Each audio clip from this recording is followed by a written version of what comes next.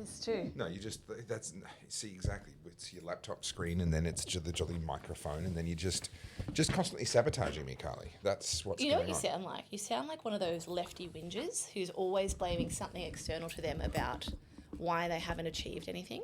Oh, really? I haven't achieved anything. Do you want to compare numbers? No. Do you want to just have a little dick swinging contest here? No. I'm reasonably sure I would win one with you. That you're assuming that your lack of extra success is because someone somewhere is sabotaging you. No, and to that I say, I am not quit your for a whinging. moment implying a lack of success. I'm simply observing your attempt to sabotage me unsuccessfully by shoving your laptop screen. Look, you're a disgrace. That is sabotage. Pretty competitive, so so I'm not going to not resort to tactics that might. Exactly, I would not put it past you. I am, however, you're right. I'm in a bit of a grumpy old man mood today. Are you? Yeah, I'm in a bit of a mood. What's got you in the grumps? I don't know. I feel like I didn't get a weekend last weekend because I came to Melbourne. So I've done 3 trips to Melbourne in 8 days. And I don't love Melbourne to begin with. And I've had to say no to other events coming up this weekend in Canberra and in Melbourne. I'm literally getting multiple invitations to multiple places basically every single weekend. And I've pissed off a bunch of people by just saying no for this coming weekend. I'm spending it at home with the family because I haven't got to do that for too long. And I'm just getting run down and drained by, Sydney, Melbourne, bouncing around. I'm over it. It happens. Leave me alone for a weekend. It does happen, and I blame you because you're the reason I have to come down here once a week. Hey, so whoa!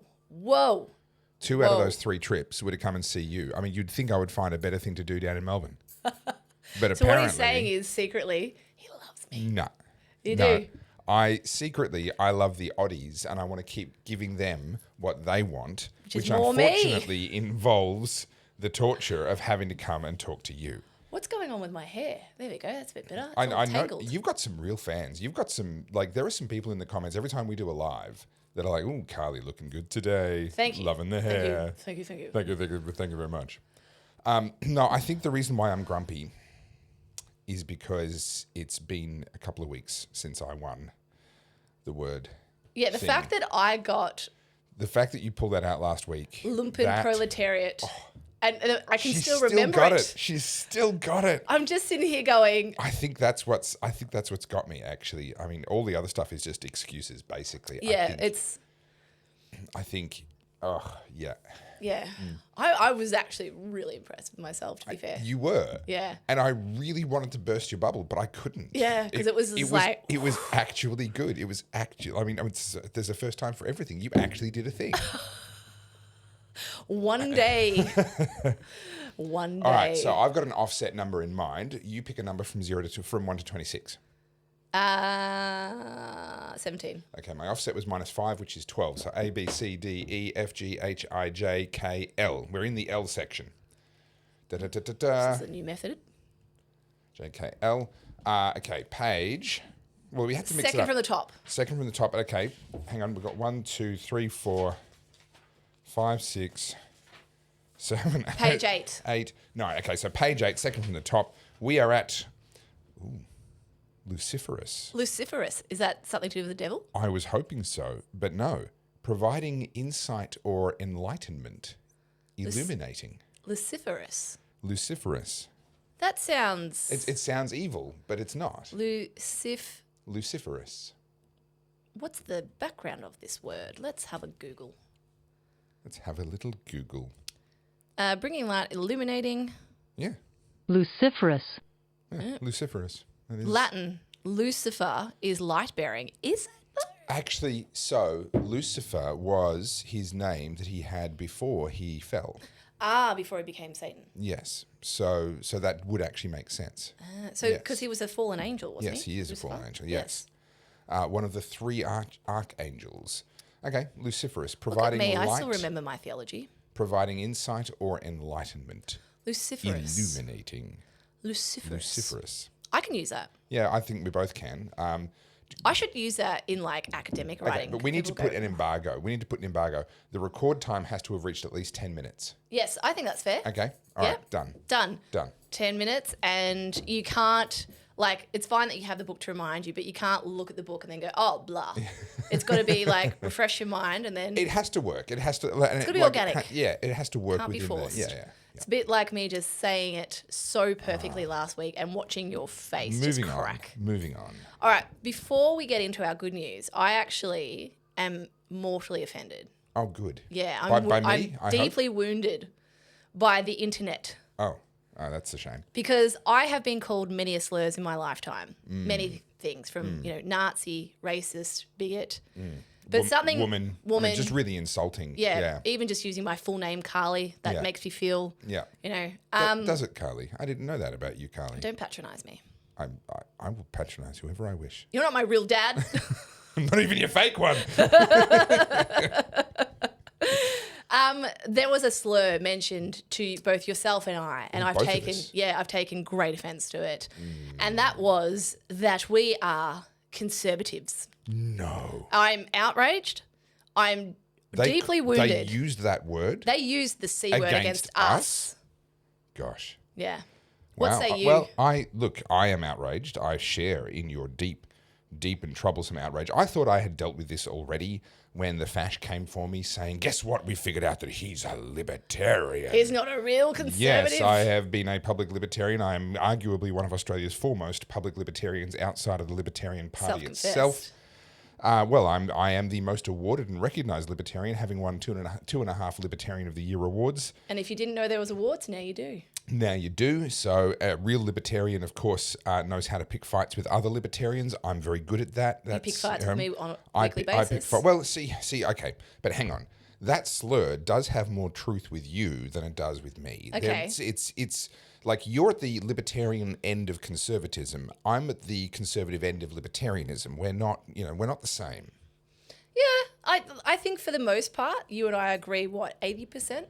Probably 80%. I think it's mostly immigration and drug war. I think those are probably the two issues where we tend to diverge the most. And maybe a bit of crime. Well, no, I think we're pretty on the same page. We're pretty on the same page. Where I sort of draw a line is when it just comes to rampant human rights violations and humiliating and flogging people that haven't committed any crimes. But besides that, we're pretty much on the same page.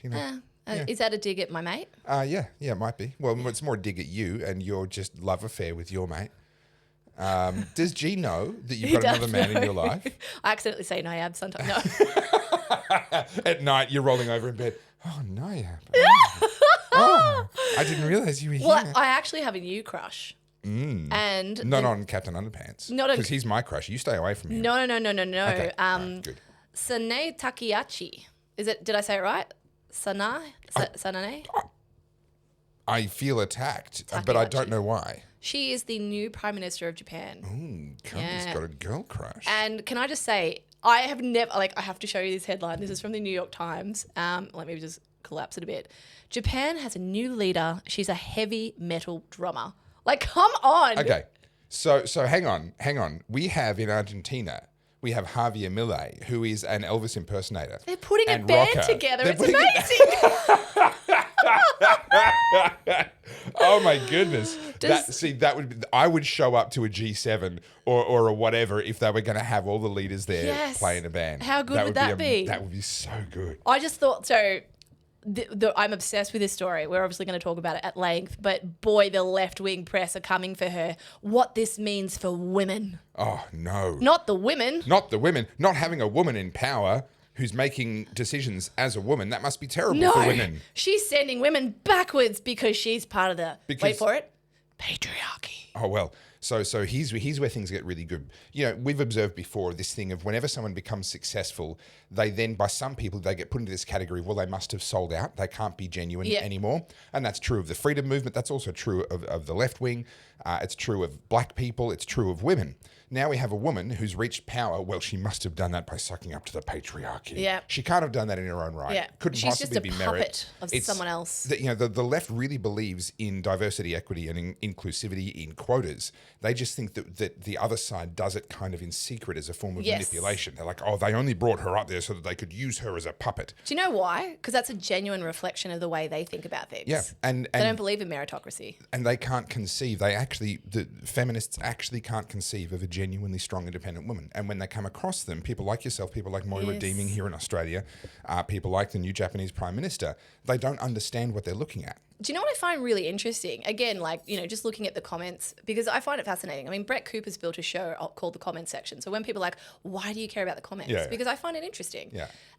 But when people come across my content, or either on your channel or just in general, they're trying to put me in a box. And because I don't quite fit, they get really mad. So that's why I laughed about the conservative comment. Yeah, They're like, oh, yeah. she's a wannabe conservative, or she's a conservative, like however they use it. I'm like, try again. Yeah. So you mentioned putting you in a box. When you talk about the comments on the internet, all I can think of is Gogglebox.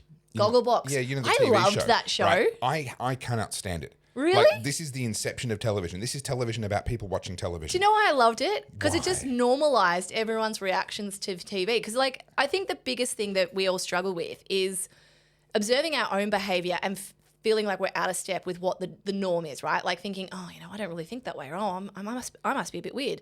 And then you see something like that that's just so normal. And you kind of go, we're all the same. It humanizes everyone. See, I'm struggling with the fact that you say that we struggle with that. I look at it and go, I'm not normal. Yes. Well, I say I'm that so too as an relieved. Aquarian. However, when you think about how the average human You're behaves. an aquarium? You have like little fish swimming around inside your head? Yeah, that explains a lot, doesn't it? You want some things are falling into place. Whee! Swim, swim, swim. What's her name? Dory. Just keep swimming. Just keep swimming. I'm all the turtle, the cuckoo, ka-choo. Oh, yeah. Little man. Yeah. Dude. That's such a good movie. That's back when Disney made good movies. That's a great movie. You totally derailed me. Completely. And That was a good tangent. I'm so glad. No, you were saying that because people- because you're a fish tank, you don't care what people think about you. Well, yeah, I don't. And I think that bothers people as well because, they try and say things to make you acquiesce to them. And I'm like, I don't care. A lot of aquatic terms going on all of a sudden. I'm just like, they're just jumping I'm out just at going me. for alliteration. I've just got the A page of the dictionary open in front of me. I'm just going down the list. You haven't got the L page in front of you? Actually, I'm on the Merriam-Webster page for luciferous, and there's some words here that like carboniferous, calciferous. I've never heard argentiniferous. I've never even heard of these words. I think that's because the way you said them, they don't exist. But yes, it's words in that. Argentiferous. Containing silver. Did you know that word? No. I didn't know that word is, either. is silver is argentum in the periodic table? Have I got that right? That's the Latin name for it. I'm reaching a long way back in my memory, but so argentiferous being silver, that would make sense. We don't use cool words like this anymore. Like, what is calciferous? Containing Oh, so these are scientific words? Calciferous. All the science and engineers So when I studied furniture and furniture design Is there anything this guy did not study? Anything? It was hilarious because I ended up leaving shortly because soon into the course because one of the lecturers made it very clear that I was not welcome because I didn't kowtow to a whole bunch of crap that he wanted to shove down everyone's throats. He was woke, was he? Before woke? Oh, big time. So this wasn't furniture design. I thought I was signing up for an industrial design course. It turns out this was furniture design. Oh, yes. you would have fit right in. I was right on home turf. One of the things when you lived in Fitzroy. No, before. Okay. So one of the things we had to do was to learn the nomenclature of the various trees. Okay. And you had to learn it in Latin, and you had to be able to sound very wanky as you said all these words. And I've forgotten all of them. But what I could not get past was the fact that when you actually understood the Latin words, because we would just, call this, call that, call that. Well, I went and found out what the words were. And it's like red tree with bark that falls off. Right. It's like, oh, no, but it's in Latin. So it's like, but if I walked around and said, oh, yeah, that's a red tree with bark that falls off, you'd be like, what an idiot. Yeah. But if I say red tree with bark that falls off in Latin, ho, ho, ho. Yeah. I actually, having just gone through the academic system, I can tell you now most of it is smoke and mirrors. Oh, yeah. And because it's so interesting, actually. I was reading a paper about a week ago, and it's one of those papers where it's just full of words. And I'm like, I know you're saying a lot of words right now, but I actually don't think this is a coherent sentence. Yeah. It just sounds really disarming because it's sort of like, you sort of look at this and go, wow, this is incoherent. Anyway, I typed it into Perplexity, which is my new favorite AI. And perplexity is like this point actually is like hypocritical in itself. It's conflicting. Internally inconsistent. Yeah. And it's like, this actually doesn't say anything. I was like, I knew it. Well, this is why, like, when I wrote my books, I aimed for my niece. She was 14 at the time as I started writing it. And I'm like, I just want this to be a vociferous work for all age groups that can just be accessible. Well done. Yeah, thank you. I'll give it to you. Yeah. Well done. It's after 10 minutes. We're 10 minutes in. Yeah. Do you know what? I could feel that tension in your body. You're like, I'm getting this word out before she said it. I was so stressed that you were about to use it because you were talking about that sentence. I was close. I was like, oh no, she's going to beat me to it, but I can't. I'm not going to be rude. Don't be rude. Don't interrupt. If she gets it, she gets it. I got it. I got it. You did. I'll give it to you. Thank you. It wasn't Lupin proletariat. Look, I got to say that is an impressive. That's almost worth 1.5 points, but I'm not going to give you 1.5 points. No, of course you wouldn't. But that's fine. Never. I'm willing to Never. break this glass Well, ceiling between us. I'm glad I can close the book on that already. You can, and I can close this page. We haven't even got to the good news. All right, before we get into that, I'll tell you what's... More befores. No, I'll tell you what's on the show today. Okay, yeah. So we've got Crud being humiliated by Trump. So good. Yeah, we'll have some fun with that. Yep. As I mentioned, the Japanese Prime Minister. Yep. The one. My pages are out of whack. Where's topic 3? We're backwards. Oh, have I lost topic 3? Okay. Oh no. She's got printed notes and everything. I do. Look, you can tell I take my job seriously. Jacinta Allan's treaty push. Now, some data came out that only 37% public support of the people polled. Yep. So I think that's worth. So it's even lower than The Voice. Even lower, which means 63% of the voters are against it, or indifferent. Yep. Obviously, there's some of those. Did you see this story about the Victorian police chief flying to Tassie in the... I did. Filming? I struggle to get too worked up about stuff like this, but I can understand why people do. Because we only have 2, don't we? There's only a few, and the $10,000 an hour to keep in the air, according to the reports, and that would be about right for a large helicopter. Like, these things aren't cheap. Having said that, one of the things that people do lose sight of... No, I'm getting ahead of myself. No. Well, let's get to it when we get to it. This one's a bit more of a cultural one, but I thought it might be a good chat. CJ Henry, she's an artist I've brought up before. She does all the super realistic drawings. She is, her fans are causing absolute chaos on her page today because she has used AI in some of her art. No. And it's like the commentary around this. You would think we were back at like 1999 and they're talking about the Y2K monster. Okay. Did she admit to using AI? Yes. Okay. So And she wasn't hiding transparent. it. She No. wasn't. Okay. Yeah. Okay. Yeah. All right. She was doing it as like a satirical take on the boo-boos, and she's used AI to generate things. Anyway, we'll go into it. Interesting. But what I find interesting about that is Australian brand Peter Alexander have also had a bit of a faux pas with AI, and they've used it in their in-store branding. That's their models, or was that in their... No. The print. So they use the sausage dog in their print. Yeah. And so they've obviously used AI to do some stuff, and AI has done a bit of a whoopsie. bit of a hatchet job. Yeah. So we'll get into that. Funny. You sent me this story about Karlene Chandler versus Westpac. Yeah, so this is a working from home court case that I think has some really disgusting implications, but we'll get to that, yes? A very weird precedent that the court gets to determine where an employee works. Well, employers essentially no longer get to decide how they spend their money or what they get in return. Yes, that sounds... It's been taken out of their hands. Sounds a wee bit fascist to me. Just a little bit, yeah.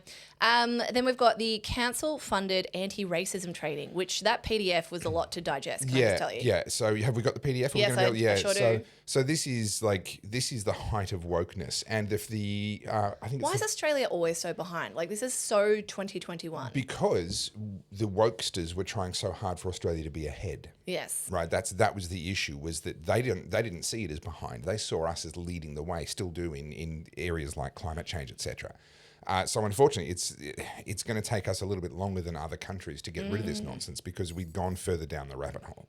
I also have a little bit of an article here just to supplement that. Was the South Australian Treasurer, who's a Labor MP, has slammed the woke agenda and saying it's a disaster for Labor. So they're now breaking rakes. And this has just popped out today, this story in The Australian, so I thought it was worth attention. South Australia's an interesting state for a lot of reasons. We'll probably get to that when we get to that story. There's another one, which this is not... I've tried to find news articles on this. I just saw a clip and I thought this was worth talking about because from what I can see, they're trying to sweep it under the rug. But the South Australian Premier has come out basically accusing the opposition of caring about trans people in prisons, and he cares more about the infrastructure of South Australia and the election itself, to which I interpreted that as in he actually doesn't care that about women. Women are being assaulted in prisons, in women's prisons by men. Yeah. And it's interesting coming from a guy who says I care so much about infrastructure when South Australia's infrastructure is anything but healthy. So I wouldn't necessarily, as a politician, be hanging my hat on that. Yeah, I just thought it was an interesting story. Maybe we can blow it up because I thought it was worth attention. Yeah, well, we can try. So that's the agenda. Whether or not we get to all that or we just get derailed is yet to be seen. I will do everything I can to derail us as often and as far off the rails as possible. All right, so give us your good news. I have some good news this week. Excellent. I had a dad win, and I like dad wins because you don't get them every day. You certainly don't get them every week. Sometimes you don't even get them in a month. But I had a big dad win. Okay, what was your dad win?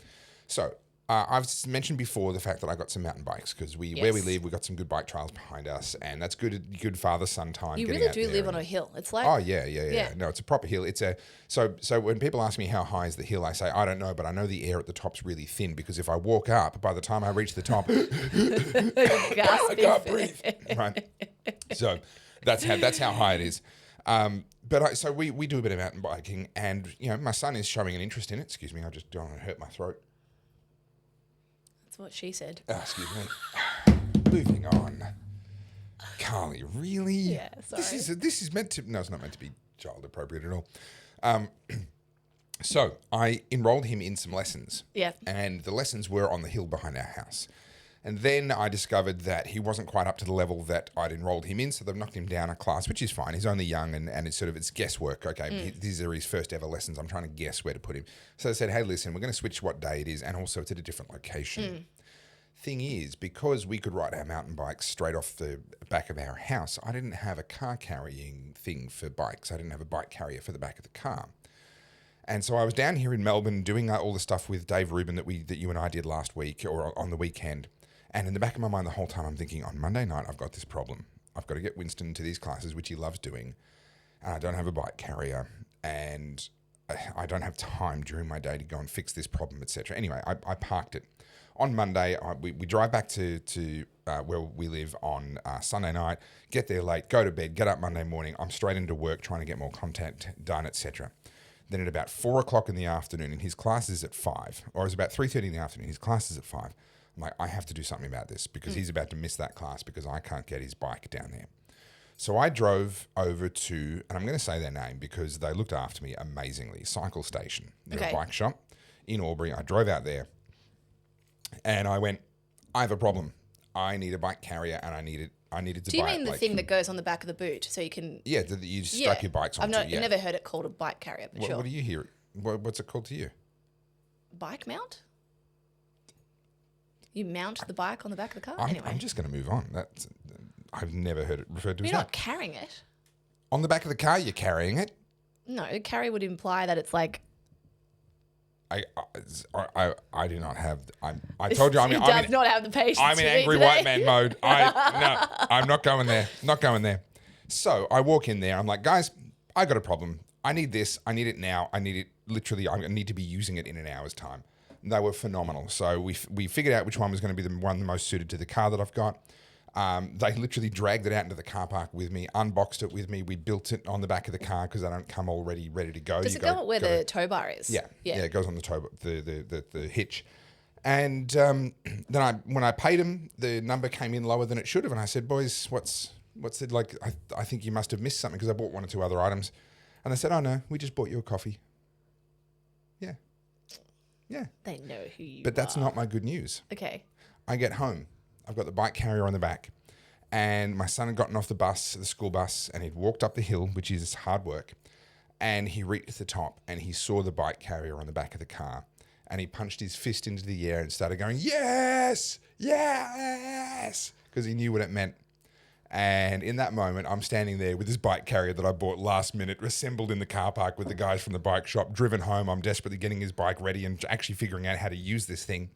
And there's my boy with his fist in the air, screaming at the top of his lungs because he's so excited because he knows that we're going to be able to go out bike riding more. Aww. And to more places. Warm and fuzzy feelings. Yeah, I know, right? Yeah. That was a big dad win. So a huge shout out to Cycle Station. Thanks for looking after Cycle Station in Albury, guys. Thank you. Looked after me. Yeah. Yeah. I love that. Yeah. Good work. Yeah. Yeah, nice. So that's my win. What's yours? Well, this is our win, my win, your win. Oh, yeah. No, this is a win. Yeah. So for those that don't know, that's a super famous mega star, incredible voice of reason. Carly Soderstrom. Alongside Dave Rubin. Yeah. Now that was us in the foyer of the Hilton Hotel. Yep. I was just off camera because Carly knows how to take a good shot, and that means without me in it.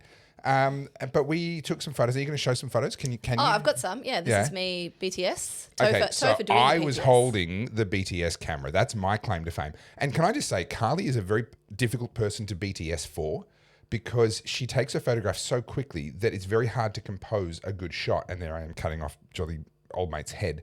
It's very hard to compose a good shot while you're composing your shot. And then you've moved on by the time I'm like, okay, yeah, I can figure out the focus here and there. Like I'm trying to focus on the back of the screen and then shift focus up to Dave and all that stuff. Can I make this all about me? Yeah, you go for it. I'm just Continue. absolutely derailing your good news no, here. that's fine.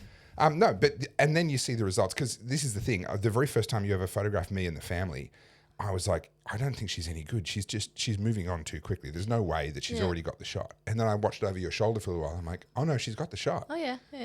And yeah, amazing. Yeah, they loved them. They were very happy. And they should. Yeah. They should. So what's the list now? Who are the big ones that you've had? You've had Gordon Ramsay. Gordon Ramsay. Who else? Jordan Peterson. Yep. Dave Rubin. Mm-hmm. Gary Vaynerchuk. Mm-hmm. They're the big ones. They're me. Topher. You had me. Well, you won an award. Yeah, I did. Excuse me. I did win an award. Yeah, Topher. Did you get Tucker while I was in Melbourne? No. Okay. No. All right. I have a hit list. Not a hit list. I shouldn't say that when I talk about shooting people. Yeah. Probably I not the have a best. list of people who I'd like to photograph. Some of them I'll never get to. Like one of them's Anthony Hopkins. Yeah, okay. Like yeah. that, he's like in my top. Yeah, and yeah. that's never going to happen. See, I've got a similar list for people I want to interview, and Yeah. unfortunately, a lot of them are getting on in years, and, Yeah. and Like, the chance of me being able to do it's basically zero, Yeah, I think Anthony Hopkins in his 90s. Is probably. he? Yeah.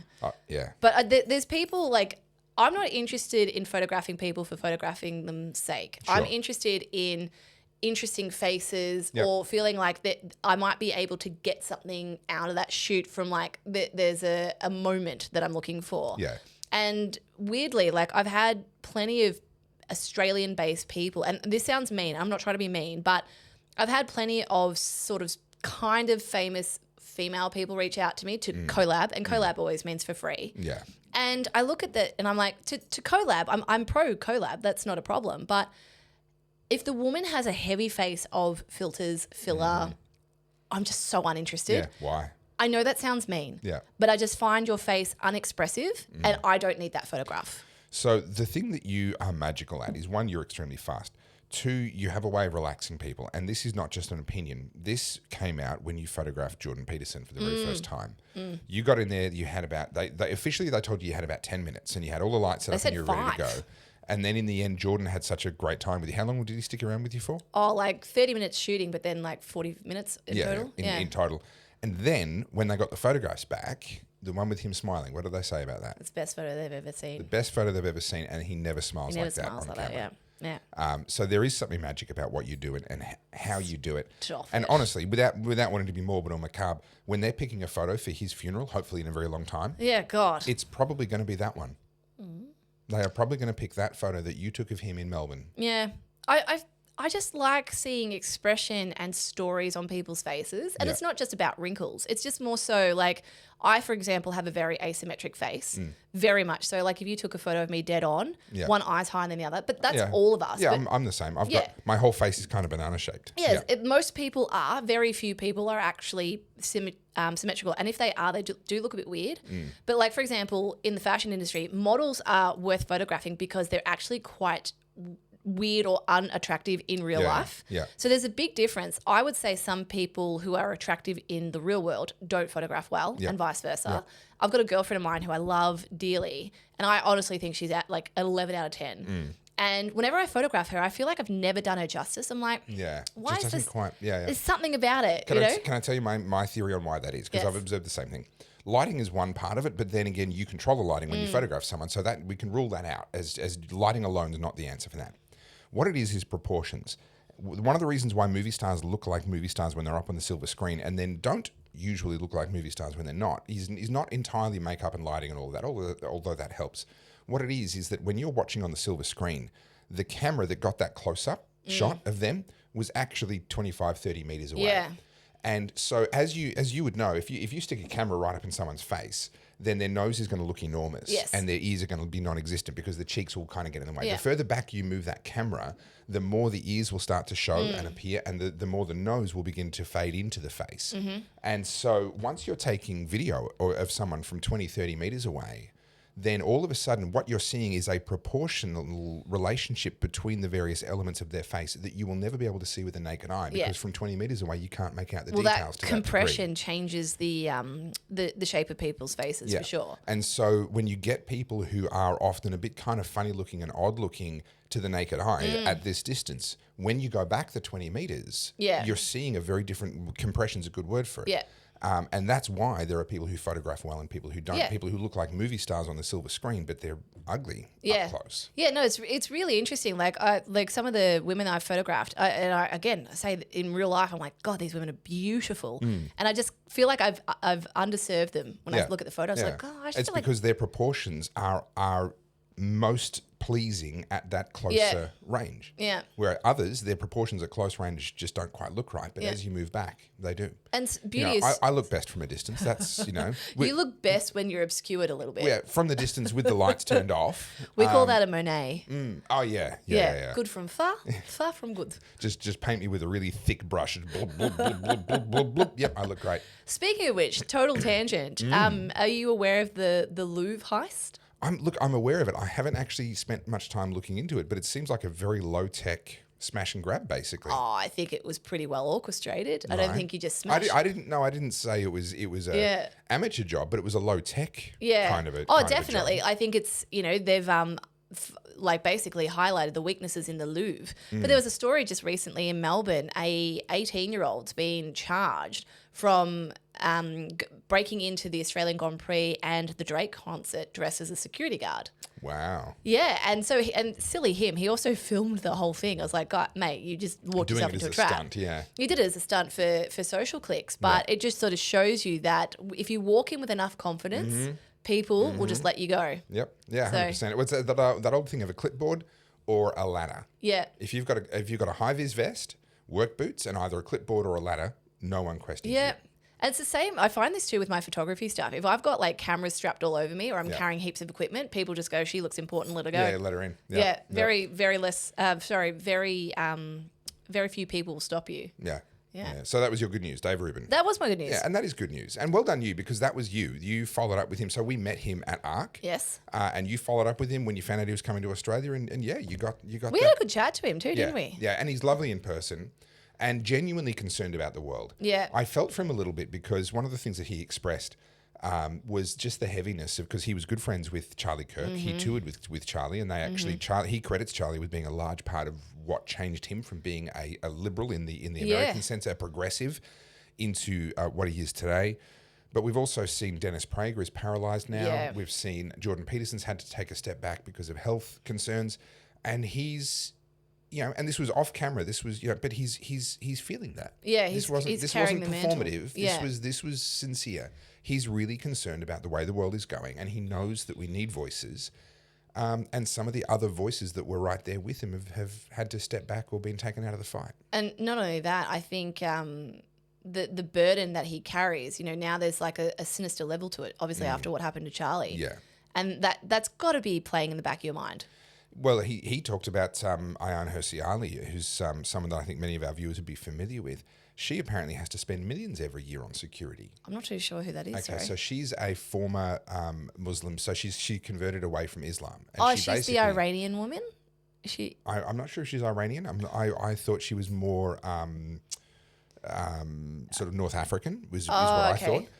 But I could be wrong about that. But she is a very outspoken critic of Islam. And they want her Okay, dead. now that you've said that, it rings a bell a bit. And they've apparently she has to spend millions every year, and then you think, well, how do you make millions every year in order to be able to do that? Yeah, she's having to go to all these speaking engagements and do things to try and generate revenue, just so that she can afford to pay the person that keeps her from getting killed at night. Like that's a hell of a way to live. when we were at ARC and I photographed Jordan at the Savoy Hotel, that was the first time I was like, oh shit, this is like on a scale that I've never seen before. Yeah. Obviously, he has a very high level of security around him. Yeah. And what I wasn't aware, and I don't think I'm disclosing anything that people wouldn't know, but at the hotel, they take out the whole level. There's no one else on that floor. Yeah. And it's almost presidential. So Yeah. the US president, if he ever were to stay in a hotel, which would be very rare, they take out 3 floors: the floor above, the floor below, and his floor. yeah. Jordan Peterson is just one step down from that. Yeah, and like you see all the shadowy figures like in corners, all the rooms are open, all the doors are open. Yeah. And yeah, like I felt totally safe, obviously, but that was the first time I was like, oh wow, there's a lot of things going on here. Yeah. And then person who I shouldn't name but was there that also is very high profile walked in, and I was like, Yeah. what is going on? But they have to live inside that kind of a cocoon, because you've got people that might try and target them for financial gain, kidnapping, and that sort of stuff. But these days, it's actually more just people that just go, no, I'm going to try and take you out. I'm going to try the crazy lefties. killing you is my service to mankind, and they are the kinds of people that get targeted. Yeah. No, that was the crazy thing. I've sort of seen that on that scale and gone, yeah, there's a real risk here. Yeah, but I saw that weight in Dave Rubin. Yeah. And I reflected on that a little bit afterwards, because you and I are trying to essentially increase the reach of our voices and to try and step into that space. Not that anyone can be replaced, but we're trying to step further out into that space and become part of that next generation of voices that do come through. But it's not for free. Like it comes. It does comes come with at a price. Well, I will say this though. I think it's worth saying on the podcast too. Like G and I have had to have discussions around what this means for us. And there will come a time where I will be, like, I've already been targeted once, but I was a nobody then. Now that, like, I'm notorious, I guess, because that's what people will view me as, there's definitely a level of vitriol around the way people speak about me. And the more we say things that maybe go either against the popular narrative, but also don't necessarily breathe air into the echo chambers of the people who want us to be parroting for them, you're kind of creating enemies all across the board. And I've certainly noticed this, and I know I've mentioned this before, but I do feel like on the right, there is a growing like unease there of people going, oh, yeah, this person, but wait, you're not behaving the way I want you to. You're not saying what I want. That's not right. And then they're getting just as angry. Yeah. And so there's a level of concern I have that I don't think we've learned our lesson from the left. So you can have someone who is a thought leader, or you can have someone who is a polemicist, someone who just preaches to the choir all the time relentlessly. Now, and fires up the base kind of thing. Yeah, the difference between those two is that a true leader will tell you what you don't want to hear. Yes. They've actually got their eyes set on a direction, on a vector, and saying, well, this is the way that we're going. And they're actually speaking in such a way as to guide people in that direction, which includes correcting and pulling people back from the wrong directions. And the temptation in our space is to pander to an echo chamber. Yeah. To just be polemic. Just keep them fired up and keep them hungry. This is what the Abby Chatfields do. Yeah. They create that little base, and then they monetize that base, and then they can just kind of live comfortably off that whilst making no difference and not going anywhere, not getting anywhere.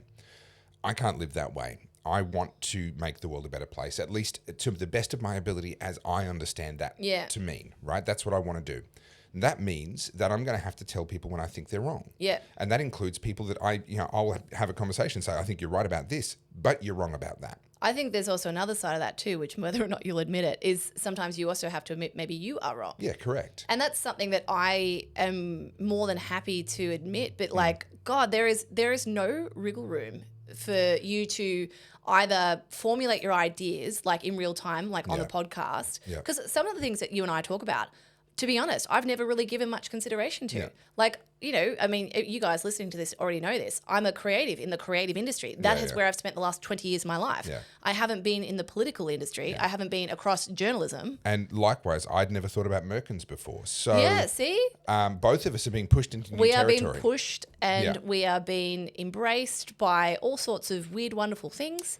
I'd rather not think about being embraced by any of that. You know they're sold out because they're sitting in Topher's house.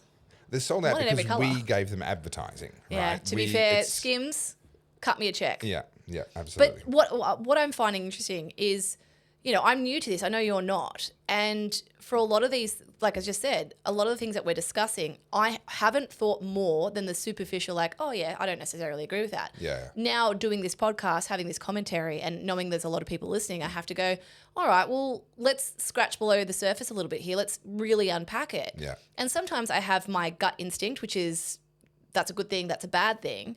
And then by the time I've really deep dive and come out the other side and maybe had a conversation with you or G or whoever, I go, yeah, wow, okay, I didn't look at it from that angle. Yeah, okay. And the other thing is too, dare I say, sometimes I haven't made up my mind yet. Yeah. Which you're not allowed to have that. Yeah. People like you will take your side now. Yeah. Well, I don't know if it happens every single time we podcast, but it's a regular thing on this show where one or other of us, or sometimes both of us on a given thing, just end up going, yeah, I don't know. Yeah. And there's a few things like that. I mean, you know how I feel about woke and all that sort of stuff. But when it comes to the super niche topics in politics, whether we're talking about the drug war or whether we're talking about what to do with crime, I have my gut reaction as a individual. But now when you start to think, okay, well, let's layer this into political nuance, human rights, all these other considerations, it's where you go, okay, you got to take your personal feelings out of it and your bias. Yeah. And that can be hard, especially when you're not used to thinking that way. And what's really important here is to recognize that actually that's meant to be the role of a politician. Yeah. So a politician is supposed to be the person that can listen to the experts or in the science or in the this or in the that, can take the data, can listen to the interest groups, and then can consolidate all of that and say, okay, this is what we need to do with all of that information.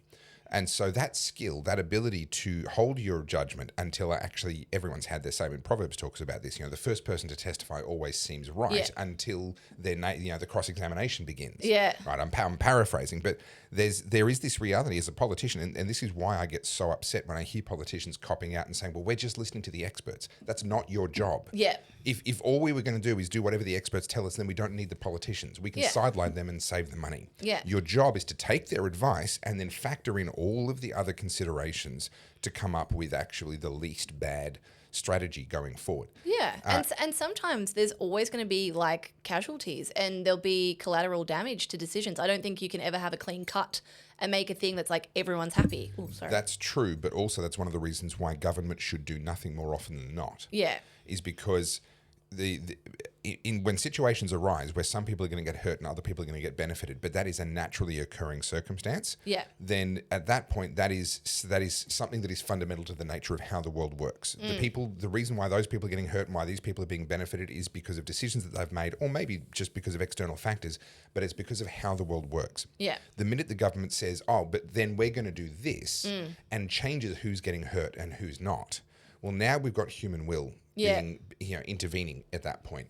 And at that point, you've got a whole new layer of moral. I mean, you've created a trolley problem for yourself. Yeah. So I think that reality is one of the reasons why governments more often than not should actually do nothing. Yeah. Yeah, I agree. I think smaller government as well, less fingers in the pie. But what I found really interesting doing this podcast is the oddies, like the people who listen to us, is a very different audience to other audience that I see, because I love that, like, you don't spend a lot of time in the chat on the Wednesday, right? No. I'm in there and G's in there. I'm still in the car usually. Yeah, you're still in the car. Yeah. I mean, you see the chat on Monday. I find Monday's chat really hard to pay attention to. I've said that before. But Wednesday, like, I think we hit 3,000 comments during the live show. I can't keep on up. Monday. No, it's impossible. It's impossible to keep up. Usually in the comment thread, there's like 70 conversations going on. Yeah. And I'm like, they're nesting. But then when they pop up for us, none of them are nested. They're all individual comments, so we can't see that context. I think people don't also realise we have 3 different channels of comments. Yeah, correct. So if you're watching on the Oddies YouTube, you only have the Oddies chat. Yeah. Whereas we have yours, the Oddies, YouTube, and the X. Yeah. Yeah, and it can be a bit... Just a little admin note. We need to change from StreamYard to something else. Yeah. Because it keeps on not sending out on my X and it refuses to go out on my Facebook. So we've got to find just a new platform. And I've got to do the same for my stuff. Find a new platform, because if we could include my Facebook, we would get another couple of thousand people watching. What's the platform I downloaded and then I haven't given it any consideration since? But we need to come back to that. Anyway, that's a little admin note for us. Sorry for everyone listening. Just a little business discussion. But we're missing out on a couple of thousand viewers because we're not. Yeah, but with the Oddies and the audience we're cultivating, I really enjoy that, like, they are in the discussion with us. They're like, I don't necessarily agree with you there, Carls, and you're wrong there. Yeah. Like, provided it's somewhat civil, no one's like attacking us. Well, it's constructive. They're trying to add to the conversation, not take away from it. And there's definitely times where like you and I disagree or whatever, and then in the comments people will be like, oh no, Carls, you're wrong here. Oh no, I disagree with Topher here. Yeah. I think that's actually really healthy, and that's where we should be. Yeah. If you're looking for people to go, yeah, what she said, and I only want to listen to people that I agree with 100% of the time, that's actually really dangerous. Well, that's the community aspect of leadership versus polemics. When you're a part of a community, there are people that are constructive and are trying to help that community move forward. Those are going to be the people that are disagreeable. Yeah. Those are going to be the people that are actually, even towards the leadership of whatever organizational group we happen to be talking about, saying, hey, actually, I'm not so sure about that. Yeah. Those are the people that are actually seeking to be, the people that are doing that constructively are the ones that are actually seeking to drive that movement forward. The ones that are just looking for like a happy, warm bath filled with people that they can just get along with, well, they're probably not going anywhere. Yeah. And they're not helping the movement to go anywhere. Do you want to have a fight? I'm always up for a fight with you. So I mentioned Literally, this. why do you think I sit in the car for 4 hours? Right. Is just the hope that you'll give me an excuse to finally punch you in the face. Just, please, Let's do let it. this be the week. Let So- this be the week. Talking about upsetting people, I made a call on the weekend. I'm just going to pull up the article. Here we go. I'm using a new browser, guys. It's called Comet, and it's from the AI company Perplexity. Are they a sponsor? Are we sponsored? No, it's new. I'm working on it. I'm bloody working on it, let me tell you. So far, so good. So it has an ad blocker built into it, and it's using Perplexity, not Google as the back So end. you guys definitely should not use that when viewing my website. Please don't block my ads. You say your ads. It's not pop-up ads. Or do you use pop-up ads? No, not yet. But eventually, If you become the website with all the pop-up ads like the Daily Mail. I want the penis enlargement ads down the bottom of every one of my blog posts. Okay, The is that too You much? say Skims Yeah, the once and it's the just Skims. yes. Oh, okay. This pill melts belly fat. Yeah, I want all Yes, those. I've seen all Yeah, those. Yeah. So anyway, using a new browser, I will report back. I literally downloaded it this morning. Okay. Because Chrome uses so much RAM. I'm not going to have that You can conversation. just have a computer that's actually got some RAM. So I knew I knew it. Well, as if I'm not. Come on. knew- Is this the fight? Are we having the fight now? No, this wasn't the fight, but Oh, this right, is the second fight. This is tangent number 3. Tangent time, tangent time, tangent time, tangent time. It never sees me when I do that, ever. No, because I'm the one making the noise. I'm the one shouting I've into the been working microphone. on my dance. Like, Your spirit fingers. we are researching my computer debacle. And the problem is, and actually this is a really good point. So I bought this before the big AI wave. Sure. And every software I use has an AI in it. Yes. So all of the Adobe programs are using some kind of AI, and then Chrome and all that sort of stuff. So this poor computer's like, I wasn't built for this. And I've been doing research, and G, being the computer geek that he is, we were watching some reviews last night, and we know what I need to buy.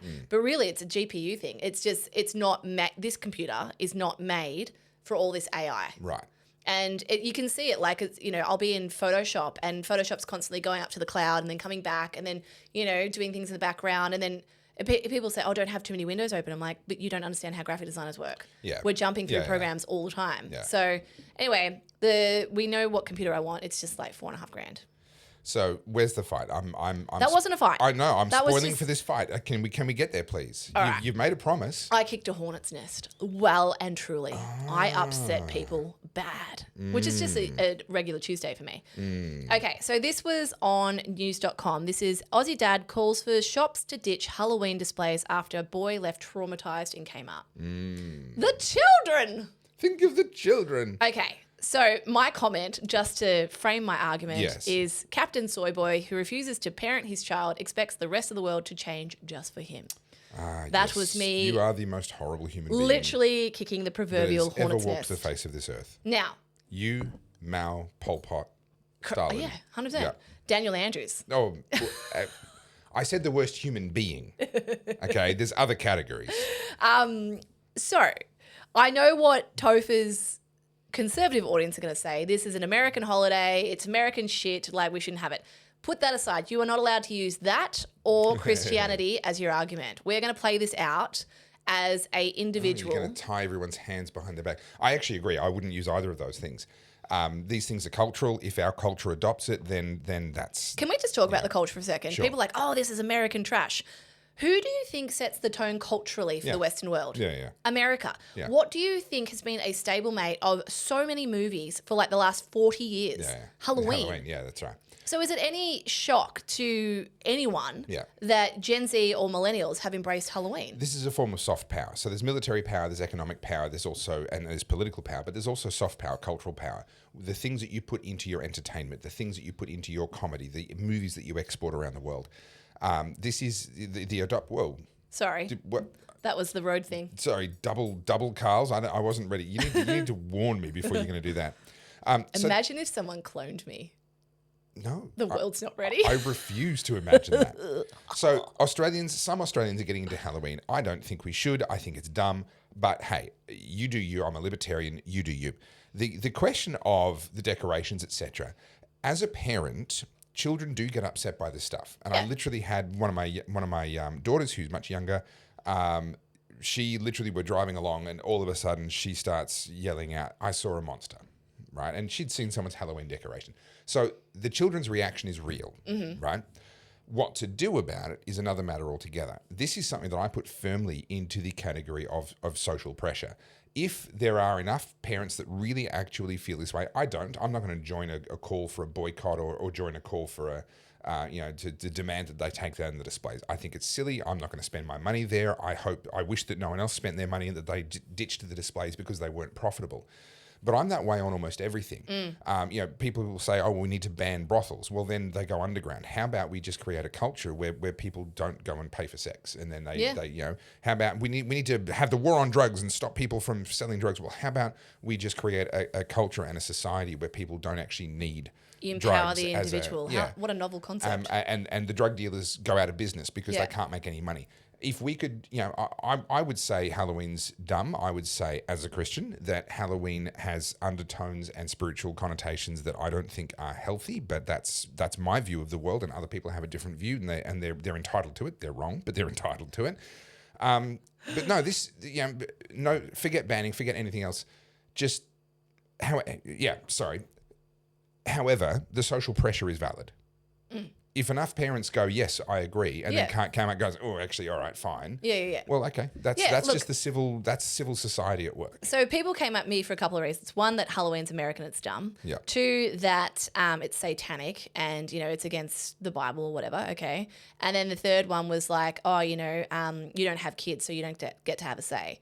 I love that argument. Oh, you have kids. Okay, cool. So all of you guys that were upset about COVID, about the vaccine mandates, none of you are virologists. Yeah. So you don't get to have a say. Yeah. You know but what I mean? hang on, but I have viruses, so... Well, no. That's you don't have kids, therefore you don't get to say anything. Yeah. Okay, cool. Then apply that to everything. Yeah. You don't get to talk about anything because you don't have the thing, right? Yeah. That's such a stupid comment. Oh, you don't have kids. Okay, cool. But I would simply say he's allowed to come out and say what he said. News.com.au can come out and cover that in whatever way they want, and then you can come out and give your response to it. That's just civil society. He kind of looks exactly like you think. That's all it is. I don't have a problem with him saying it.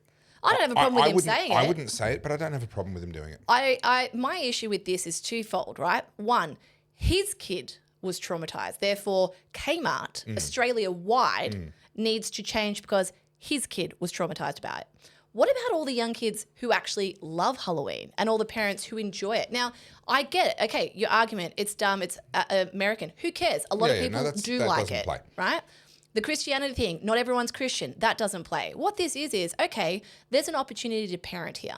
They are a bit scary. I totally get it. Like a 3-year-old might see that and go, oh, that's a bit scary. As a parent, your job is to go, yes, it is a bit scary. Let's go and have a look at it. Yeah. Let's see that it's not very scary. Yeah. Guess what? In this world, there are things that are a bit scary that we don't necessarily like, and that's okay. We can do, that's called parenting. Yeah. I will say, though, so let me tease this out in your mind a little bit then, because you're saying that he shouldn't turn around and say, I don't like this, and speak up about the fact that he doesn't want that in the shops that That's he shops not what I'm in. saying. What I'm saying is he's expecting that he's going to use social pressure because his child. He doesn't care about everyone else's child. He cares about he would child. argue that he does. He would argue that this is a common problem that a lot of parents face, and the reason your comments got the backlash that it did is because it is a common problem that a lot of parents do face. This isn't unique to him. How's that any different to Santa?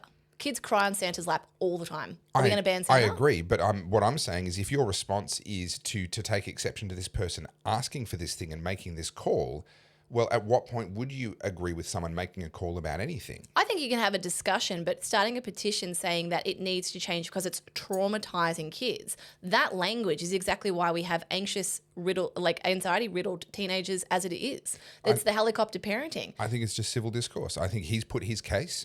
I think it's hyperbole. Case. Well, sure. But people are entitled to use hyperbole, and in their opinion, it's not. Well, you've just argued my point. He put his point across. I put my point across, and I wasn't allowed to have my point because it went against what other people expected my point to be. Okay, but you weren't cancelled in any way, shape, or form. Neither was he. So you saying I wasn't allowed to have my point, he could say, "Well, you aren't allowing me to have my point." No, I didn't say this is just civil discourse. I am saying that because I had a alternative point of view to people who normally agree with me, they got so upset that on this particular issue, we didn't agree. And straight away, and I saw it in my DMs, there were comments like, I agree with you on most things, Carly, but you've crossed a line. This is incorrect. You don't have kids. You don't get to say anything. And I was like, isn't that interesting? Sure. Isn't that interesting? And I think those people are wrong, but I think you're being a sook at the same time. Oh, I'm not being a sook. I think this is a great conversation because it illustrates my point. You like people because they're parroting back what you want to hear, but the second it's not what you want, this you person get your feathers fluffed. Made a robust point. You made a robust point in reply. They made a robust point back to you. Who? The people in your DMs, the people they're simply putting that this is civil discourse at work. Yeah, it's civil discourse, but I still think it's stupid. There's so many things about this whole conversation that's stupid. I told you we were going to have a fight. Yeah. I thought you'd fight me harder, to be honest. No, this is just part of civil discourse. There's nothing to fight. I'm not going to sit here Do you remember the old saying, sticks and stones may break my bones, but names will never hurt me? Yeah. Do we not teach people that anymore? Well, I love the other one. That which doesn't kill you leaves you permanently scarred for life. You know, that's my preference. Is that the woke version? Well, no, that's actually the real life version. You know, Oh, okay. That which doesn't kill you leaves you limping. Because people are like, oh, you called him a soy boy. I'm like, how is that different to calling someone a retard or an idiot? Yeah. Why are you so offended by that word? I cannot bring myself to care about any element of this conversation. Okay.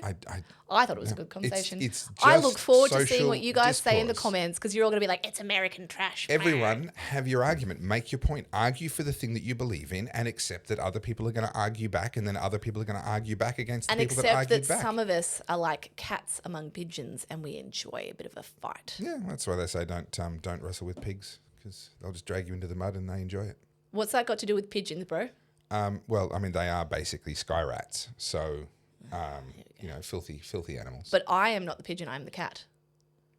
Okay, I've lost my way entirely. All right, let's make fun of someone who is an actual retard then. Crud. Oh yes. Captain Crud. Can I say he's not looking well in the face? And I'm not saying that just to be mean to him. I'm saying like, is this guy drinking too much booze? I don't know. I mean, embassies are famously booze-heavy places because they're doing hospitality and all the time. Either that, or he has aged very quickly. Now, I'm not saying he's ugly. He's not a young guy. Like he's only in his 60s, isn't he? He'd be late 60s, surely. I don't actually know. He looks weathered. He looks like he's not sleeping. He's not eating well. So I'm like, what are they doing to you in this embassy, bro? I'm not gonna get too invested in that. But what I will say is this moment here where Anthony Albanese laughed along with the president. The contrast. So I've done a video on this. It would have just come out while we were speaking. Would have come out half an hour ago while we were recording. The contrast between his face at the end of this video, or as everyone's laughing, and then Prime Minister Anthony Albanese's, his ego got skewered so hard, and he's a very egotistical man. Oh, this is I've a heard man that. He rages behind closed doors, and he's very, very I've heard he's not ego-driven. very nice. Look, that could probably be said of almost anyone. Yeah. In the case of Kevin Rudd, we have enough evidence of just an explosive temper and really just a petulant child kind of a mentality. Sorry, I'm talking too much. And I'm not typing. Kevin Rudd, age 68 years. Yeah, so he's pushing 70. Right? Yeah, He's not a young man anymore. Yeah. How old's Albo? I don't know. He'd be a bit younger. I thought Albo would be in his 50s. Probably. I haven't looked. But the issue here is how it's been reported in the media. Mm-hmm. Because I've seen three key threads. There's the people cheering it on and celebrating it and saying, "Oh, finally something that every Australian political party can be united around." Is the chiding Except for of this Kevin one Rudd. here going, "No, we don't. We hate Trump." Yeah. Speak for yourself. Then there's the thread of the Trump man bad. Yeah. And look at him being childish and all the rest of it. But the one that's most interesting to me is the Australian thread around how this meeting was a triumph. Yeah. And how bad and evil the Murdoch media are for trying to weaponize what was clearly said in jest. Also, Trump's got a sense of humor now. So what they're trying to say, and this has been particularly the left-wing media, Sydney Morning Herald types that are trying desperately to sort of praise Rudd as this amazing ambassador.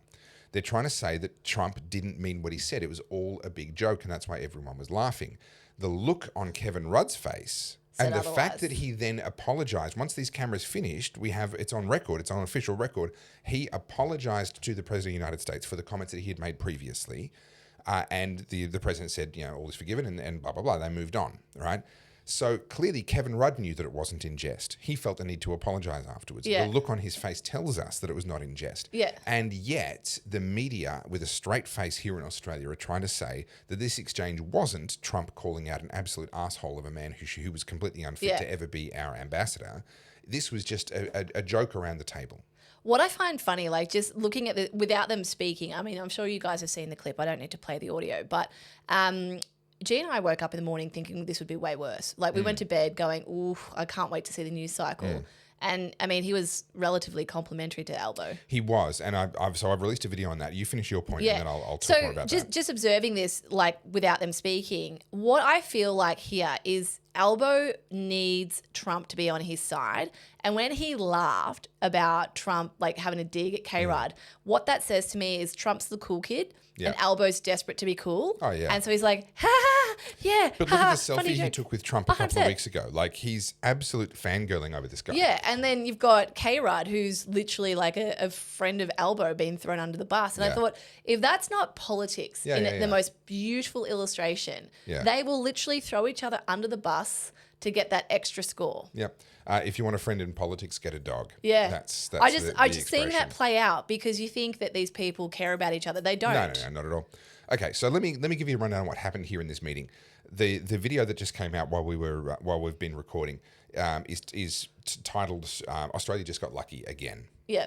So we are the lucky country. Donald Horne wrote the book in the 1960s, The Lucky Country, where he basically said Australia is a lucky country that is run by second-rate people who share in its luck.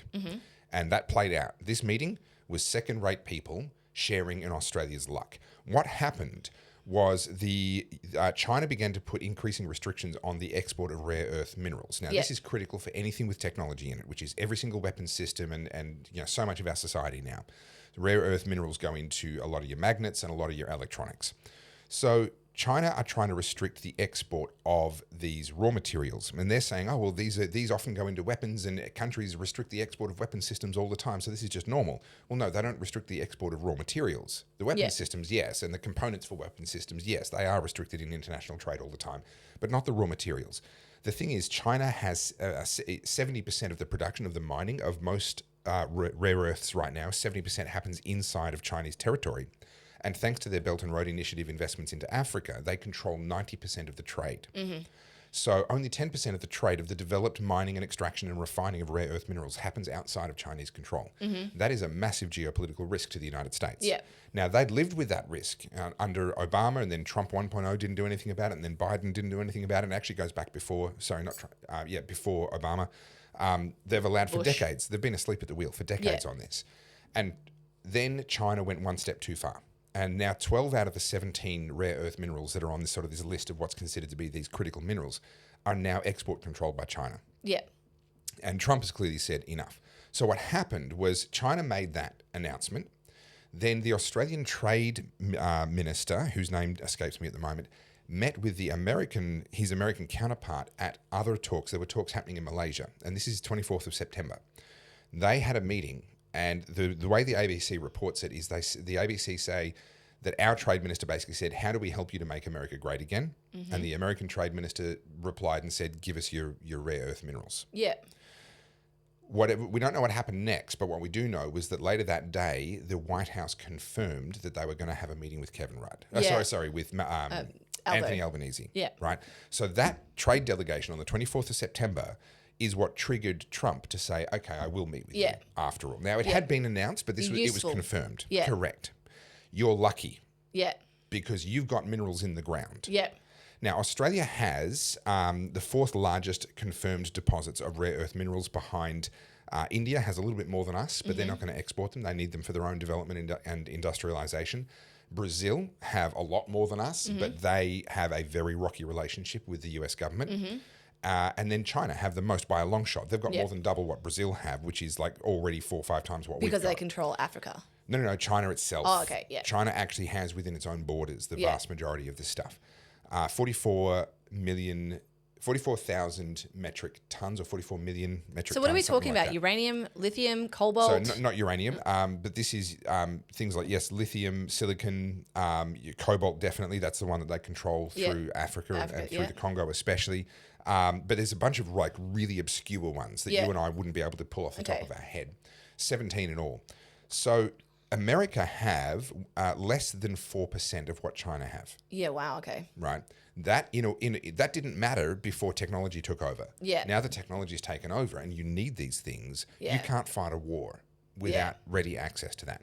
So that's the problem that the US recognized when China sort of highlighted the vulnerability of that supply chain. They made a mistake, in my opinion, a geopolitically tactical mistake.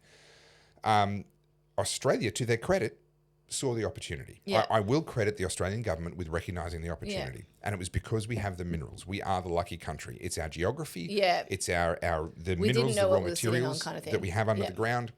And this comes with 2 big benefits to us. The $8.5 billion investment into the development and extraction of our critical minerals is not actually that big a deal. It's not a vast sum of money. It's not a lot of money. Not really. But what this does is it means that the defence of Australia is critical to American self-defense. Yeah. So now, and this is why AUKUS was also discussed. This is why they said, critical mineral deal, here you go. By the way, we need to get these submarines to you a lot faster. Yeah. Right? Because all of a sudden, Trump has recognized that we're a critical part of their supply chain. Yeah. So that comes with another big benefit to us. It also puts Albo under a lot more pressure. What's this going to do to the teals? They'll be having a field day over this. So Albo has refused to increase our defence spending up to 3.5% of GDP, which is what Trump has pressured every allied country to do. And we're currently sitting at about 2.2%, projected to go up to about maybe 2.4% over the next 10 years. Well, yeah, that's right. We have to fund all the other people. But Trump is going to start using this trade deal as sort of leverage, I think, for us to bolster our defence forces. Yeah. To sit here and say, now that you're a critical part of the US supply chain, if there was a widespread conflict, there is now a genuine incentive for China to come and cut off that supply chain. Yeah. There is a genuine incentive, and it's not necessarily a land invasion, but to certainly cut us off from maritime because it's, you can't fly this stuff. The quantities are too large. So we need to be able to actually defend ourselves and protect our supply chains into and out of this continent for the sake of American national security. And that changes the game quite a lot. So those are the big things. What's hilarious to me is that, again, the left-wing media are trying to say this was a masterclass. Albanese got everything he wanted. No, he got nothing. He went in there saying that he was going to get concessions on the tariff rate for steel and aluminium. Yeah. And he got nothing. Yeah. Trump just brushed it aside. It got barely. He brought it up. Yeah. Trump slapped it to one side and he didn't bring it up again. Yeah. Trump got everything that he wanted. It just so happens, because we're the lucky country, that was also good for us. Yeah. Right? We're going to get AUKUS expedited. We're going to get these mineral export deals. These are good for Australia. I'm not saying it wasn't a win. It was a win for Australia. But that that's not was what he dumb was negotiating luck. with. Yeah. That was dumb luck. That was our geography. That was the fact that we are mineral rich and population low. That was dumb luck. Yeah. And they're trying to turn it into a diplomatic masterstroke from Albanese. Actually, this last 2 days, I've been reading across the Age, the Herald Sun, and the Australian, and then the ABC. I don't know how anyone reads that with any seriousness. And I've been noticing that. Like, I'll talk about this when we talk about the Japanese Prime Minister. Yeah. but how they skew everything. Everything's got to have that spin on it. And it's they're framing it so that when you read it, you get upset. Now, I don't have a problem with editorializing, with opinion. That's literally what I do. I commentate. Provided it's listed as opinion. Correct. Provided that people are actually open about it. Yes. Don't pretend that you're a hard news service. Correct. And the ABC especially have a charter mandate, but also a moral mandate as a taxpayer-funded outlet to not editorialize, to just be pure news. So I have a problem with the ABC doing it. I'll read you in this other article, like some of the rhetoric. It's just hyperbole, but it's also just like laced with wokeism, but it's now under disguise because they're no longer using the buzzwords. Yeah. They're using other words, and it's the same thing: patriarchy. But just with other words. Yeah. That has probably replayed 1,000 times. No. So I just thought this is a different version, but up the top it says, very satisfying. A few more poisonous or useless people in public life than Kevin Rudd. That's from Piers Morgan. Oh, wow. Yeah, I was just like, I just saw that then. That's interesting. Yeah. But it's what was interesting about this as well is not only the Australian press, but the American press reacting to this. Yeah. And the American political influencers reacting to this. It was interesting just to see how everyone interpreted this. Yeah. And it's not a good look for Kevin Rudd. Kevin Rudd is not well liked. That moment will be playing inside his head for months, if not years to come. His ego was outsized. He was one of the first. He wasn't the first, but he was one of the first prime ministers in Australia to view being the prime minister as a stepping stone to greater things. Yeah. He believed that he was Secretary General of the UN material. He made a bid for Secretary General of the UN. That bid got scuppered by Malcolm Turnbull. I actually wish that Malcolm hadn't denied that application. I wish that he'd actually allowed him to make the application because he would have lost in the vote. He didn't have all the friends that he thought he'd bought with Australian taxpayers' money while he was Prime Minister, particularly on the African continent, were never going to remember him and vote for him and support him for Secretary General of the UN. So I would have loved for his ego to get pricked that way, but unfortunately Malcolm Turnbull stopped him early. And so then he was given this Plum ambassador role, which made sense when Biden was in the White House. Yeah. You're right, an egoist and a senile idiot, together, that works well. What could go wrong? But the minute Trump was reelected, before he'd even taken office, Rudd should have been shuffled out of that role. Yeah. Simply because of the things that he'd already said on the record about Trump. Why would you do that? And again, we're seeing various outlets trying to pretend that Rudd is an amazing ambassador, and it's because of him that we've got this amazing minerals deal. Blah blah blah. No, actually, that was because of the trade delegation. Well, and whether so or not Trump knew who K. Rudd was or not, like he'd been in that role for 20 months. No, Trump knows who K. Rudd is. He was acting as if he did. He did that specifically because it would hurt Rudd's ego. 100%. So I just find it interesting. The whole thing, there's so many layers to it. Yeah. But I mean, look, the Australian media, particularly the left-leaning media, their entire MO is to discredit anything that Trump does. Yeah. So it doesn't matter. Yep. Does not matter. Yep. That's like, you need to understand that. But the big news is Trump just secured supply of critical minerals at basically no real cost to him, because it won't cost him any more than if they dug it out of their own ground, and forced us into a position where we had to start bolstering our defense forces, although that will take a bit of time. But we're going to be spending more money than ever before with American defense companies. Yeah. So the money that he's spending on the minerals is going to come back to him in weapons deals anyway, and didn't have to make any concessions on tariffs. Yeah. Trump wins. Yeah, and he's the master negotiator. Yeah. Obviously, Albo's come out backing K. Rudd and stuff like that. This is just like them still in America talking about things. But Bowen's come out today saying, where was it?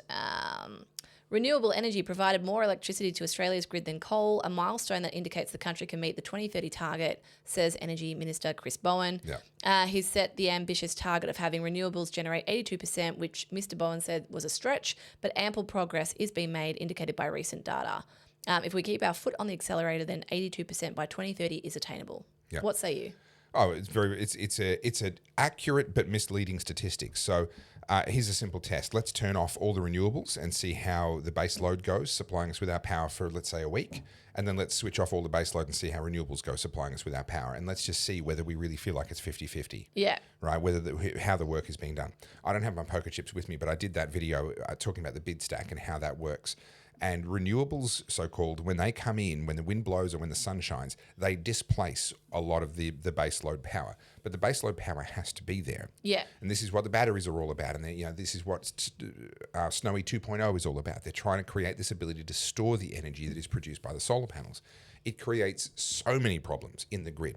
But I want to address one thing specifically. So the idea that it's the amount of power that matters is asinine. It is such a complete failure to recognize the complexity and the seriousness of power has to be introduced into the system in exactly the same moment when it's needed. Yeah. And this is a balancing act. A modern electricity grid is a miracle. This is a miracle of engineering. It is phenomenal that people even figured out that this was possible, let alone are doing it, and we take it for granted, and all the lights and everything surrounding us now are all being run out of this thing called a grid. They are marvels of engineering, and the people that keep them running are basically modern-day wizards. And so the idea that, we're just going to measure the amount of electricity that was put into the grid. We're not going to look at the fact that it wasn't being supplied when we needed it necessarily. It was just being supplied when it was available. Yeah. We're not going to look at the fact that it doesn't have a grid making capacity, the ability to set the frequency of the 50 hertz alternating current. This is something that we rely on massive steam turbine driven electricity generators to do, because they have an enormous amount of mass, so they're inherently stable. We need baseload power to actually provide us with the frequency that everything else can then detect and feed off and match. Yeah. But we need that grid making capacity. That comes from the huge heavy industrial aspect of your baseload power. It's also not taking into account the fact that coal, and both forms of coal, black and brown, are still very significantly cheaper than renewables. And they hide that. And this is what my video about the bid stack was all about. They hide that and they pretend that renewables are cheaper. And I won't re-prosecute that here. You can find that video on my channel. But they hide that within the reality of how the bid stack works. So we have a situation where, yes, in pure kilowatt hours consumed in the grid, because every time renewables ramps up, we ramp down baseload, then yes, in the end, we consumed those kilowatt hours. But if it weren't for the baseload, we would have spent half of the time with no electricity at all. You take that out of the equation, the grid collapses instantly. So one of these things is not like the other. One of them is freeloading, essentially, off the other. Yeah. And is actually making the other more expensive, because now we have baseload power plants having to ramp up and down and try and load match, not just with the daily load, which is somewhat predictable, but with the daily renewable input, which is far less predictable. They have to run much less efficiently. And so you've got a situation where the cost of the baseload power is being driven through the roof. The real cost of renewables is not just the cost of the electricity that it puts into the grid, but also the cost that it adds to the baseload power. Even when that electricity is not going into the grid, it's made the whole grid so much more expensive, which is why everywhere you look in the world, wherever the percentage of renewables goes up, the price goes up. There are no exceptions to this. I'd be interested to see how your average consumer feels about their electricity and their gas bill just getting tripled, quadrupled, and it'll get to a point where, I mean, we already saw stories around this year about pensioners not being able to turn their heaters on because it's just too expensive to run. Because there's all this discussion around, you can put in new reverse cycle systems and that use electricity, and it's like, well, okay, cool, but what if you spent all the money 15 years ago putting in the gas ducted heating? So now that's become useless or redundant. It's a stranded asset. Something that's been invested in that is still perfectly functional, but you can't make it function. But you've all of a sudden deemed that that's not right. And it's like when Victoria was trying to ban natural gas. And they're like, all the people with the gas stoves are going to have to convert. I'm like, cool, so now everyone has to pay thousands of dollars? Stranded asset. And, stranded assets are a big problem at farm level, at industry level, et cetera, but it happens at a domestic level as well. So there was a report that came out from the National Energy Commission that I've just done an interview with Joe Nova about, which will be coming out, I think, tomorrow. And the National Energy Commission basically said we will have to keep subsidising renewables until coal gets switched off. Right, which is an admission. That for as long as coal is there as a comparison, it's not competitive. It's only once we switch off coal, we get rid of that out of the system, and all the prices are up here, then finally renewables won't need subsidies anymore. It's the clearest confession that I've seen from any kind of authority that renewables genuinely cannot compete on price with coal. It just can't. They will have to be subsidised for at least, this is according to them, for at least the next 10 years until coal gets switched off. I find it really interesting because, this is not the same topic, but seeing how we've been pushing down the EV road with cars, and now you're seeing all of a sudden a renaissance of petrol-powered engines coming back for a multitude of reasons. I find that, I'm just interested to see once these bills just get to the point where people are like, I can't actually have electricity in my house. It's too expensive. Yep. People will be begging for coal to come back. Look, bills, schmills, people freezing to death in their homes, whatever. What's exciting to me about all of this is that Formula One are going to be returning to a larger number of cylinder engines, and the sound is going to get better. Unfortunately, not straight away, because these things do get planned many years in advance, and so they've already planned the next engine formula, which starts next year, and that probably won't be much better than what we've currently got. It might be a little bit, but probably not much. But the one after that, there are genuine discussions about going back to V8s and V10s in Formula One. That I am looking forward to. Yeah, I agree. Well, that all being said, now let's get to this topic. Let's talk about the new Japanese Your Prime new Minister. girlfriend. Does Nayab know about this? Your little fling on the side? Or maybe I'm into polyamory. Oh, who knows? Who knows? You're a mystery. Yeah. An enigma wrapped in mystery. You All right, cannot talk to contain me. Okay, talk to me. What's going on? I'm saying her name terribly. It's Sanae Takachi. She's a fan of Iron Maiden. Had an improbable rise to power, like her mentor Shinzo Abe. Okay. She is expected to lead Japan to the right. He is the prime minister who was assassinated, I believe, Yes. if my memory serves me correctly. Who was actually quite Okay. friendly with Trump. Yep. So this story has a lot, but the first thing we're going to do is go to our friends at the ABC and read the headline first thing. Read it out to me. Because you don't want to say the name. No. Oh, the new Prime Minister. Sanae Takaichi becomes Japan's first female PM, but some say it is not a win for women. That's what we call framing, friends. Mm-hmm. So why it's a woman? Why is this like a woman has ascended to Prime Minister The in highest Japan? level of power but it's not a win for women. in one of the world's most significant economies. It took longer than expected, but Japan has finally appointed its first female prime minister. In the world of male-dominated politics, she has broken through an incredibly tough glass ceiling. Women make up just 16% of the lower house seats in parliament, known as the Diete, and Japan routinely ranks as one of the worst countries for gender equality. Oof, that's two there. That's two. That's two setups. But despite the historic rise, her moment as the first female PM has been overshadowed and left many questioning if it's a win for women. That's number 3. Most local media attention has focused on how she plans to tackle cost of living pressures with flat wages, inflation, and a weak yen all hurting households. Her shot at becoming prime minister was suddenly thrown into doubt, blah, blah, blah, and that's their coalition. Okay. So can I pause for a moment? Local Japanese media have focused on real problems. Yes. Right, the actual things that are hurting people, cost of living, housing, all the rest of it. But we here at the ABC Care that she a quarter has of the way a around pussy. the world, down in Australia, we're going to tell you the real story here. I know I'm being crass, but that's apparently all we care about in Australia is what genitalia she has. Is whether or not Trump has anything to grab her by. Yeah. I'm being crass deliberately. That's my intention. Like that's how we reduce people in this country, particularly women we don't like.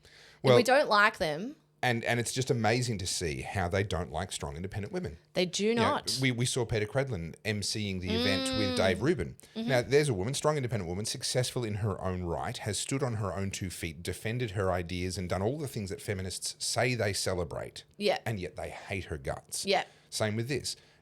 Feminists cannot handle real, actual, independent thinking. Feminists strong can't women. handle women that think for themselves and make their own decisions. Yeah. And don't do what they're told to by their Don't ideology. bend the knee. Yes. Yeah. All right, I want to read the continue. rest of this Yes. article. And then there is the question of what her ascension means for Japanese women. The staunch conservative has promoted traditional family structures in a society where women are still expected to do much of their housework and child rearing. Not tradition in Japan. Of all the places, how dare they have traditions? I would never have thought that would come out of Japan. Did you know that children are meant to come from the woman? I didn't know that. I didn't know that. Sorry, we're going to have to take a step back. Can you tell me what is a woman? I can't define that. I'm sorry. I'm not a biologist. Okay, well, I'm confused. I don't know what you're saying. Yeah. I imagine inferring that women are meant to have the children. Yeah, Because we haven't played God enough and artificially inserted embryos into a male anatomy. I don't have a master's degree, so I'm going to have to let you... Sorry, I don't have this one one. either. Ask me in April. Yeah, okay. But yeah, this article, like the ABC hates women, man, hates them. This feminist bullshit is just, this got me this morning. This really got me. Anyway, the staunch... Spicy. Go. She supports current laws that prohibit married couples from having different surnames with overwhelming pressures, which overwhelmingly pressures women to take a man's name. What is so bad about that? Yeah. What is so bad about merging a family and then becoming a new family? Yeah, the two become one. Yes. Do you know what's funny? Someone said, if you and G get married, will you take his name? I'm like, well, I already have a super difficult to pronounce surname that, people have just gotten their head around. His is even worse. You reckon mine's bad? Yeah. Yeah. His is Dutch. So you should hyphenate then and just keep both. Yeah, 100%. Just make it like, and you'll be Dr. Word Salad. Yeah, people will be like, Doctor. I should do that. Oh, that'd be great. There's like 50 syllables in it. Yeah. And she also opposes laws that allow a woman to become emperor. Well, yes, because an emperor is traditionally a man. Yeah. We have empresses. Yeah. But this is the thing.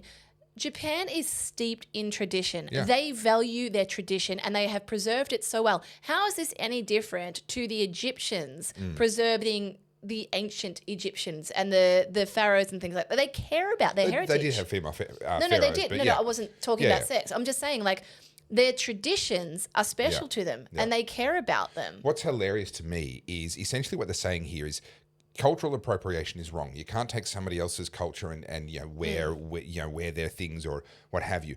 But if they don't conform their culture to our cultural norms, then they're evil. Yeah. So we'll pick one. You can't have both. You can't say the cultural appropriation taking from someone else's culture is wrong. No African American or no black persons become empress yet. Yeah. They need to bastardize everything because these people only know how to destroy, not build or maintain anything. Yeah. Let me say that a different way because I'm not sure I said that very well. They are literally saying she's evil because she hasn't appropriated our culture. Yeah. That's literally what she's they're saying. She's not curtailing like thousands of years of traditional Japanese culture to the new progressive ideology that's been adopted by the West. Yep. So the West are saying that this ethno-nationalist country up until a few years ago is not adapting to our progressive ideology, therefore it's a bad thing. How dare someone in their world, elected by their people, preserve their traditional values in their country? How dare she? Yeah, this article, like I said, it just got me angry. This quote sent me, like, I am still in orbit. It's almost like she's popular despite her gender rather than because of it. What? That's from political expert Tina Burnett. I need a minute. I need a minute. From Sophia University. I need to say it again. Are you ready? Yeah. It's almost like she's popular despite her gender rather than because of it. How incredibly patronising in the first place. How incredibly patronising to imply that she should be popular because of her gender. Like the whole premise of that, as a criticism, the whole premise is that she should be popular because of her gender, not because of her competence. She could be an absolute numpty, but if she's a woman, she deserves a prime ministership. She should become. But the fact that she's competent and intelligent, despite her gender, I mean, it's insufferable. It's impossible. How could I possibly believe that voters and political people are looking past gender and actually caring about policy? That doesn't fit my worldview at all. That comment, I'm not over it. I will not get over that comment. And there's another one in here. Sorry, I know we're spending a lot on this, but this article from the ABC just explains everything. This is $1 billion a year at work here. This is insane to me. The fact that they actually published this, it's almost as bad as the 1970s pedophile conversation, right? So I won't talk about all the boring stuff. She's a populist.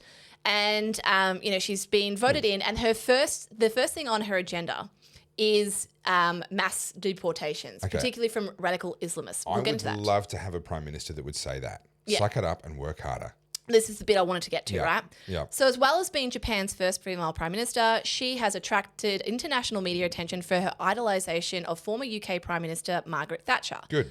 Like Miss Thatcher, Miss Takeachi would not regard herself as a feminist. Thank fuck for that. Yeah. This quote, you ready? She sort of said, this is a direct quote from a expert.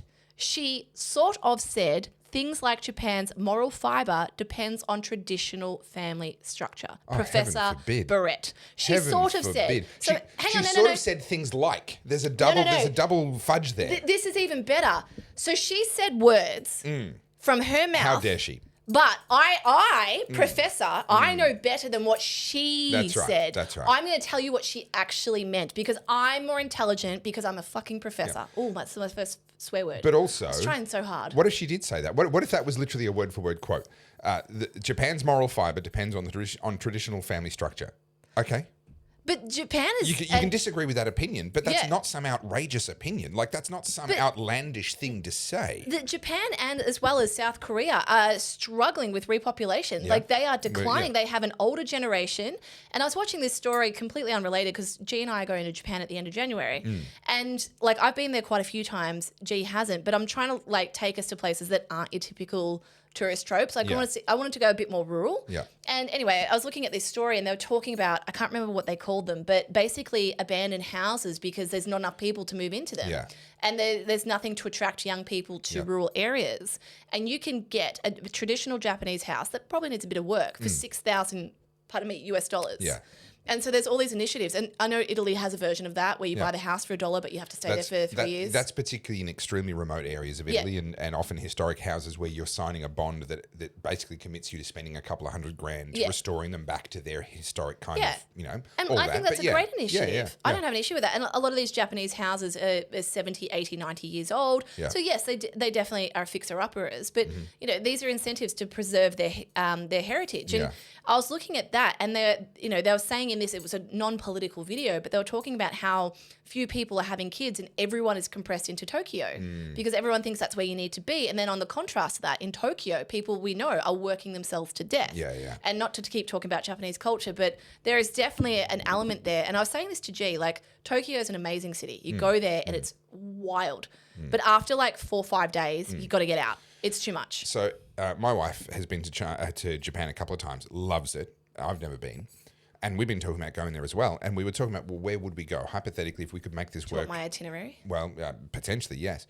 But I sat there and I thought about it and I thought, I'm actually not interested in Tokyo. Oh, you've got to go. No. It is wonderful. Oh, sure. But no. No, what I want to see are the genuine Japanese gardens. I want to see those trees where they have teams of people up there trimming and tying and doing all the things every year. I want to see those sort of traditional Japanese landscapes and people and meet ordinary people outside of the madness and the bright lights. Because Tokyo is basically the Japanese version of Western culture. They've adopted... Oh, no. It's like 100 years in the future. Okay, fine. The thing about Tokyo, if you've never been there before, you underestimate it. Even what your imagination says, it's like way more sophisticated, way more... Why did my ears die on one side? Can you... Is that and a 1, and a 2, and a 1, something 2, 3, happened. 4. This one's not working well. Anyway, whatever. No, Tokyo is living in the future in the most simplest of ways as well. Aside from like the best public transport infrastructure in the world, and the vending machines for used panties. That is a niche that I haven't looked into, but it does not surprise me that you know this. That's yeah. Okay, I understand what your browser history says, but. There's things in Tokyo that you and I could never have imagined that you'll see and just go, they've thought of everything. Yeah, I couldn't have imagined that until I was told about it. Yeah. Told about it or researched it? I had told about it. Anyway, I grew up in Kobe, right, which is down middle of the main island, and it's about an hour from Osaka. Right. And Kobe is where the Caterpillar plant was, right? That's who my dad worked for. Yeah. And so we had a tow in both sides, and going between... Kyoto and Osaka. Osaka is like the food hub of Japan. Okay. They call it Japan's kitchen. Yeah. You got to go to Osaka and just eat all the amazing food, and it's right near it's right near the water, obviously, so you get lots of seafood. But I was saying to G, like the things that Westerners don't understand is that we have a very homogenized culture. Right. Aside from a couple of differences, like some people saying offensive things like potato scallop or jandals. Deeply, deeply wounded by those, yes. Yeah, I'm still not over it, as you can tell. If you go up the eastern seaboard of Australia or even over to Perth, our culture is relatively It's broadly similar. the same, yes. Yeah. In Japan, there is a huge difference between the North Island all the way down to the bottom. And people forget that the climate changes substantially too. So when you've got articles like ABC going, oh, we can't believe that this woman has not adopted progressive West ideology and she cares about culture and tradition, it shows me that the ABC and the journalists that work for it and the progressive left hate Australia and hate themselves so much that they can't imagine that other people like ethno-nationalist states like Japan don't hate themselves too. Yeah. Yes, Japan is also renowned for its rigid work culture. Yeah, being productive. Now, I agree you can take that too far, and there's no question that parts of Japan do. But yeah, be productive, suck it up and work harder. Yeah. Now, probably the work harder side of things, I wouldn't say it that way. I would say suck it up and figure out how to be more productive, which doesn't always involve working harder. Well, because this is the ABC, we actually don't know the context of that quote. Well, so, yes, that's true. there's a couple of things. So obviously we know that Japan's struggling with a low birth rate and women are choosing a career over other choices like children. I wonder why that is. Yeah. I wonder why that is. And contrast that with, was it Romania? Who've now said that any woman that's had 2 or more kids is tax exempt for life. Was that Romania? Yes. Was No, one of those- Hungary's doing something like might that. have been Hungary. Might have been Hungary. Yes, I think you're right. Actually just saying, hey, we recognise at an official level that being a mum is actually a form of work. Yeah. And it's actually a dignified way to spend your life, is to raise the next generation of people. And I would say the same about teachers. Like rearing the next generation, I would say that they're very important roles and they should be taken seriously. And this whole demonization of women who want to have children and want to spend time with them. want to raise their children. Yeah. You know, I get that now, like, because, I'm not necessarily, as I said, I'm not a conservative, but I'm pro-kids, I'm pro-family, I'm pro-nuclear family. Just keep them away from you. No, it's just there are people like myself who just never wanted them. Yeah. And it's not for there's no like feminist undertone I to get that. that. I It's get just that. literally it wasn't for me. Yeah, you saw your first poopy nappy and went, no. Well, no, I think it's the opposite. I was the youngest by far. Right. Everywhere. So I actually didn't have any exposure to kids as a kid. Yeah, okay. So I didn't have any younger siblings or younger cousins I was the youngest by like 5-10 years. Yeah, right. So that could be why. Yep. But yeah, so I think I don't think she's very empathetic towards people who are trying to balance family. No, she's way more empathetic than the author of this article is. Yeah. Clearly. So do you see what I mean about the ABC? Like this whole article is scathing. Takeichi proposes responsible aggressive spending. What does that mean? A key difference between Thatcher and Takahashi is fiscal policy. Thatcher was a saver, Takahashi is a spender. To revive the ailing Japanese economy, she proposed responsible, aggressive and wise spending. Whether it will succeed and draw voters back to the LDP, which is their coalition, will be perhaps her biggest challenge. The other problem is how effective the new coalition will be. A political expert from Temple University said the old ally Komeito was much more in tune with the mainstream public than the new coalition partner Nippon Ishin. I think he's talking, these are like factions of political parties. Yeah. One was policy moderation. They were very good at pulling the... So they're not going to actually give us any detail about, no, they're just about making, what they mean. Yeah. making assertions. Yep. And then the other one too, so this one that I showed you before, this is the New York Times. And again, so they're trying to minimize her achievements and the whole, she's a heavy metal drummer and things like that. They're sort of mocking her to a degree, her unseriousness. But I know this is going to get G on side. So I discovered this today because, G works on imports. Right. She's a huge fan of Japanese domestic market and has restored her own Toyota Supra. She's a badass for many reasons. Nice. So I would have in previous years, if I had have had the money earlier in my life, I would have brought out a JDM RX-7. Yeah, okay. That's G's dream car. Is it? Yeah. The rotary. Yeah. Is it? Yeah. He's got his eye on one. I didn't take him for a rotary man. Yeah. Oh, yeah. Loves rotary. Yeah. Interesting. I thought I got a bit of shade from him when I mentioned rotaries. No. He's got his eye on a traditional RX-7. Gee, you old dog. Yeah. Bit of a dark horse. Yeah. Okay. Look, he actually I guess this happens because you work on them all day, every day. But he looks at GTRs and he's like, ugh. Yeah. GTRs are marvels of engineering, but yes, I can appreciate if you're touching them all the time and you'd get kind of sick of their problems. You'd be very aware of the problems. Yeah. But yeah, a Japanese domestic market Series 8 RX-7 would be my dream car if I could fit inside. Yeah. Okay. Yeah, I don't. So a friend of mine had a Series 7.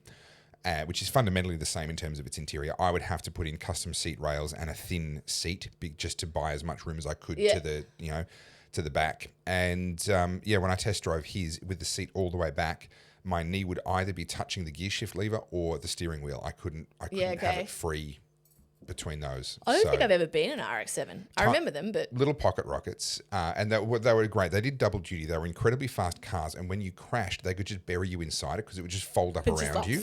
Yeah. That just becomes your coffin. They just drop that in a hole in the ground, and they're good. You know what else G loves? K-cars. Oh, yeah. Yeah. Ridiculous little things. Yeah.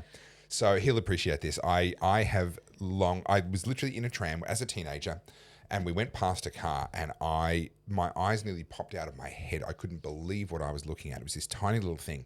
And it took me a couple of years before I finally came across a picture of one. I went, that was it. That was the one. It was the Suzuki Cappuccino. Oh, yeah. I think it's a Suzuki, but the Cappuccino is the name of the car. Little tiny two-door drop-top little convertible. It's got a little 3-cylinder engine in it. And I love those things, but I cannot fit in one. And I actually came across a tennis instructor. There we go. A tennis instructor who had one, and I showed up to tennis lessons, and it wasn't my instructor, but Look at this. It's got a wing on it. Whose car is that? Like, whose car? It's an MX-5 if it shrunk in the wash. I've always liked an MX-5. I do like the MX-5. Yeah. I've always thought, like, if you were wanted a little weekender, an MX-5 wouldn't be a bad option. So I have seriously thought about, again, not in the current phase of life that I'm in, but maybe in the next couple of years, getting an early MX-5 as a fixer-upper worker car for Winston to tinker with. Yep. And to play with, especially if I do manage to realise my dream of building the car that I want to build. That's all being built with brand new stuff and nice and clean and all the rest of it. But to actually get your hands dirty and to fix problems and to have things go wrong, to get an early MX-5 would be fun. Oh, look, I think they're great cars. This is totally unrelated, and I want to get back to Japan. Are we tangenting? Yes, Still? but I don't understand this. I need someone to explain this to me. Explain this car to me. Someone, please, anyone, explain this car to me. Is that the Ford? This is the Mustang Mark E. Mark E, yeah, okay. Yeah. I saw one on the road yesterday and I was like, who's buying this? No, it's pure marketing. It doesn't make sense. It's not a Mustang at all. It doesn't make any sound. It doesn't make sense. And it's not even the Mustang body. Like, it's not even an electrified version of an existing Mustang. It's an SUV Mustang. This is outrageous. It's an abuse of the name. Abuse of the name. There is, however, someone who's got a Mustang Mark I that drives around up my way, and I see them from time to time, and I just want to be like, yes, give it the beans. Muscle. Yeah. I've told you I want to do up a Charger, but back to Japan. Yes. Something that you have to do. And for those of you who are thinking of going to Japan, I have made an itinerary. I've asked G for like 6 months, but he's given me 2 weeks.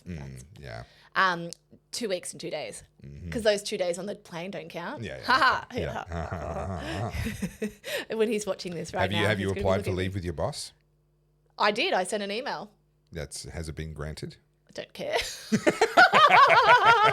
I'm a libertarian. I have a problem with authority. Yeah, that's true. There's a thing that we're doing where G's wanted to do this his whole life.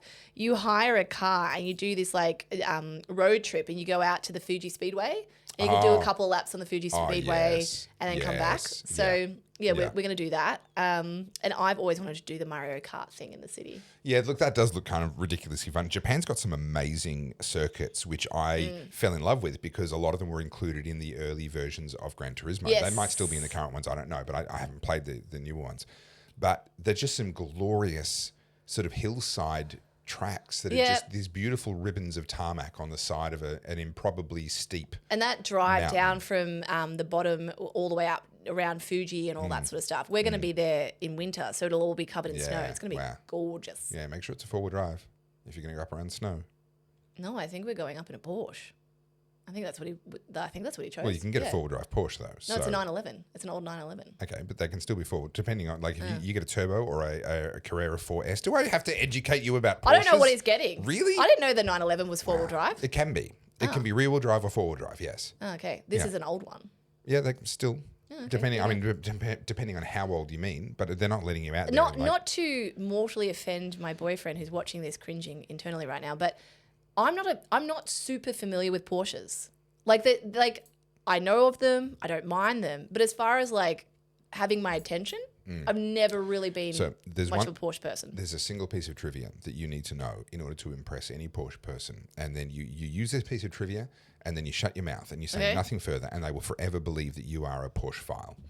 And that is as they talk about the 911, because that's what they will be talking about, because that's the only Porsche that actually exists or matters. Don't bring up the 928 or the 924. Don't bring up any of those. Just stick with the 911. For you to bring up the fact that it was originally actually called the 901, but Peugeot had actually patented or effectively copyrighted every single 3-digit number where the middle digit was a 0. And they sued. And so Ferdinand Porsche had to change it to a 911. And that became the iconic car that we know today. Did not know that. I will chuck that in the memory We bank. can thank Peugeot for the 911 being the 911. My first introduction to the 911 was Bad Boys, Will Smith's character. Oh, yes, yeah.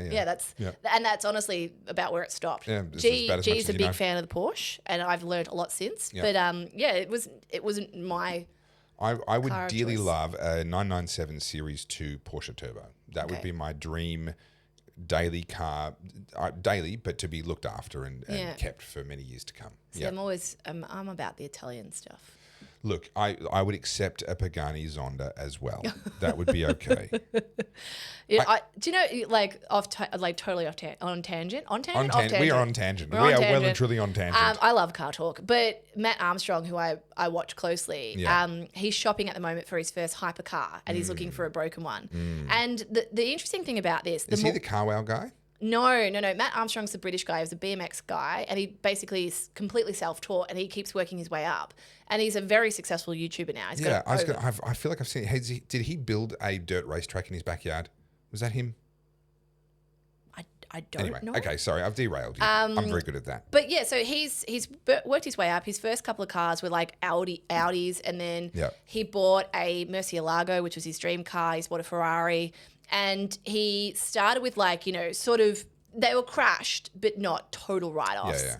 And then recently he's built the Lamborghini Revolto. He's built, the Lamborghini Euros. He's built an Aventador. He sounds like that, the guy Tavares. Is it Tavares? They're mates.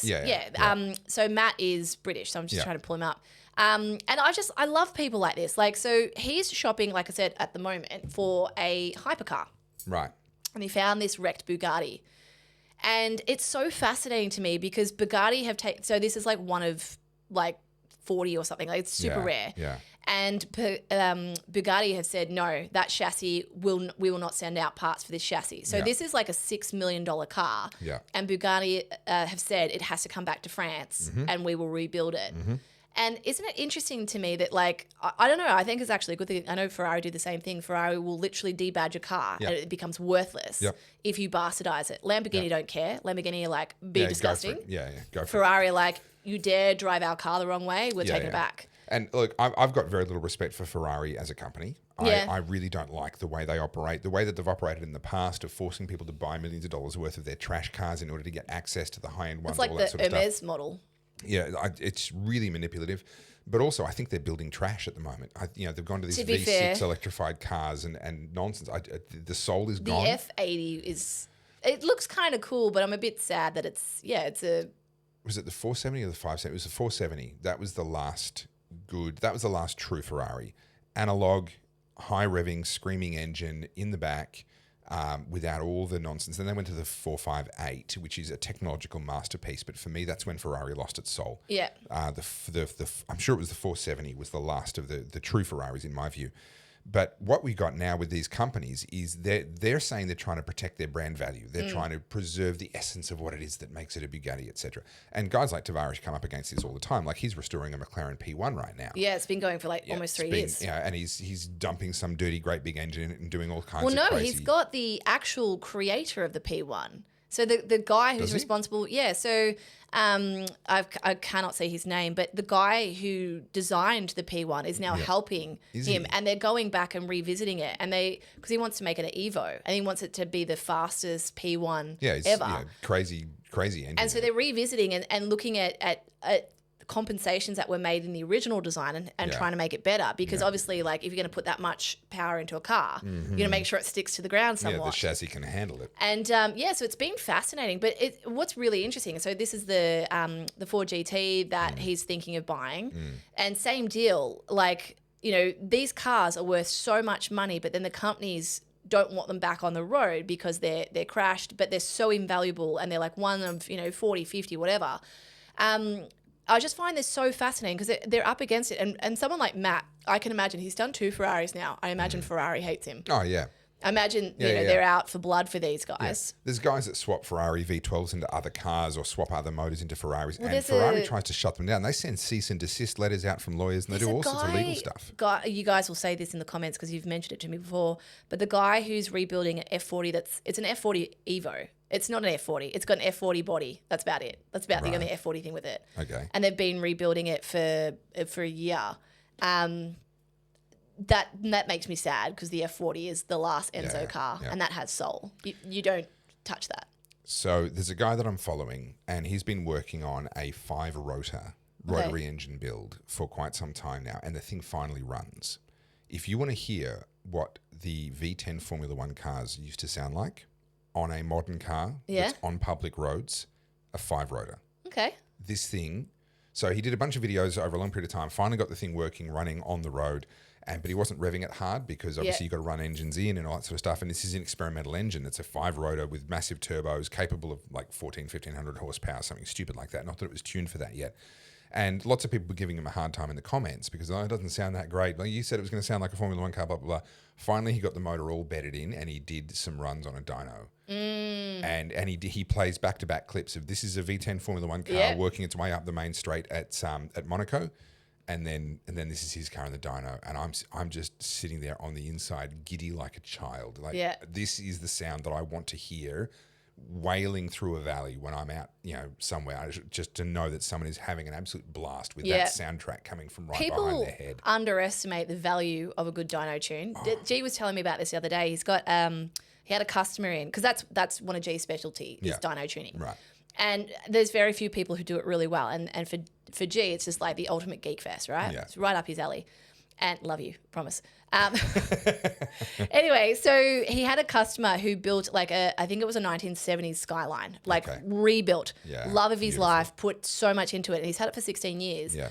But he has barely driven it because it runs like shit. Yeah. And he's so mad about it. And he's taken it to other places and it still runs like shit. And he's just like, I'm so sad. Yeah. Anyway, so this guy got recommended to G and, comes to G and says, look, I don't love this car. I'm sad, blah, blah, blah. G's like, all right, let's have a look at it. Puts it on the dyno and does his things. And anyway, says to the customer, yeah, look, it's running all right. Come have a drive. And then the guy picks up the car and then calls him like 5 hours later and says, I can't get out of the car. I can't stop driving it. I've never been so happy in my life. It's running like amazing. Yeah. And that's the power of all those little extra tweaks. Yeah. But, people underestimate just how important cars are to people. So I have upgraded my ambition. So my ambition is to build the car that I've talked about before and put a V8 in it and do it all kind of the way the factory recommends, just so that I have that and that's good. Then so the older of my 2 daughters, she's still very young. Yeah. Of all of my 3 kids, including the boy, she's the one who is showing the greatest interest in mechanical stuff. Okay. She's not saving up for her own Nintendo Switch, which is what my son saved up for. She's saving up. I could give you 1,000 guesses and you wouldn't get it. She's saving up for a kid's tool belt that she saw in Bunnings. That's so cute. Right? And I told you a while ago about how I won a little competition at my church where they had us on Father's Day building little toy cars. Yeah. She desperately wanted that because of the screwdriver and the little, and she pulls it apart and then puts it back together and stuff and just plays. She's not interested in dresses. She has a hard time with dresses, all that. So she's a full-on tomboy, right? She'll play in the mud. She'll play in the ashes of the spit that I use sometimes to cook. And if I leave the ashes in there the next day, she'll be throwing them everywhere. She loves tools. Yeah. Doing things up, undoing them. So I'm like, right, I'm going to build the first one with my son, but there might be an opportunity for me to build a second one. Yeah, okay. At which point, I'm going to run the tape measure over the various options for kit cars and find one that'll fit a 5-rotor. Yeah, okay. Only I'm not going to turbo it. Mm-hmm. Naturally aspirated 5-rotor. Purely there for the lightest possible weight and the craziest possible sound. Yeah. That's all I want out of that thing. Excellent. Yeah. You need spare time and money. And I need a couple of garage spaces. Yeah. The garage that I require is going to get bigger. And then, of course, if I've done one with each of the other 2 kids, I've got to do one with my 3rd kid because otherwise she's going to be like, well, clearly I was just the spare parts. So, at that point, I don't know, I might go old school and do like a Cobra with a 427 V8 in the front of it or something, like just go something completely different. I don't know, but I'll figure that out. I feel like to have my ideal garage, I need to move to America. Because I would take my Jeep and like turn it into a monster truck. That is my dream. Yeah. I want it to be stupid big. I've always wanted that. The other thing is there's so many racetracks in America where if you have fun cars, you can actually just go and goof off and enjoy them. Whereas here, there are fewer racetracks. It's much more highly regulated and insurance driven, and all of that stuff is much more clamped down here. You can't enjoy cars in the same way. Yeah, I would. This is my ideal garage. Obviously my Jeep, but like turned into a monster truck. Yeah. I want my 70s Charger. I want my Audi R8. Yep. And did you want the V8 or the V10 version of that? I want the V10. V10, yeah. G would prefer I got the V8. V10 sounds better but causes more trouble. Yeah, I like the shape of the V10. Yeah. And I think it's a nicer car to drive, in my opinion. And then a Ferrari 812. Yeah, okay. So I was a big fan of the 550, the 575 Maranello specifically, which is that same thing of the big V12 front-engined continent crossing rather than racetrack destroying. So the 812 is the more modern version. I have heard nice though car. that the 812 just has so many issues, and they spend more time with Ferrari than they do with their owners. But wouldn't surprise me. I would have a F40. Yeah. If in an ideal world. Well, in the same way that I would have a McLaren F1 in an ideal world, but it's just not going to happen. The only one in Australia is gone. It's gone. That's actually outrageous. Yeah. I swear I thought Portelli would buy that. I really did. Yeah, that's a shame. Anyway, we should probably talk about politics. We should probably actually get back to like item 2 of our list. Or no, it might be item 3 of our we've list. talked about the Japanese Prime Minister. Yeah. I did want to play you one clip apart from, because we talked about her having a Supra. Anyway, so this... That's what sent us down that. I think we might have just set a new record for the longest and deepest tangent. But I think our audience loves car chat. And if they don't, they should leave. Yeah. We're car people. It's that simple. Yep. And do you know what we should do? Like when we're big and we've got budget, we'll do like a grand tour kind of thing. Like we'll all hire cars and that'll be it's an like element. Comedians in cars getting coffee, but like separate cars because I can't put up with you for that long. So we would argue over who drove. Well, no, we wouldn't argue over who drove. I'm going to drive, obviously. And I will be driving. So therefore, we definitely need two cars. Yes, correct. And I will get there quicker than you. There is no argument to be had. Do you know what's funny? Is like, G's obviously the race car builder, but I drive like the race car driver. And he gets a bit like, he's like, you're so erratic. I'm like, no, this is how you drive in traffic. And he's like, I'm going to die. Yeah, that's just women driving. No, it's just trying to get through Melbourne and away from all the imbeciles. It's just. Are you sure you're not one of the imbeciles? No. I'm actually. From yourself? I will say this about my father. He made sure I can drive well.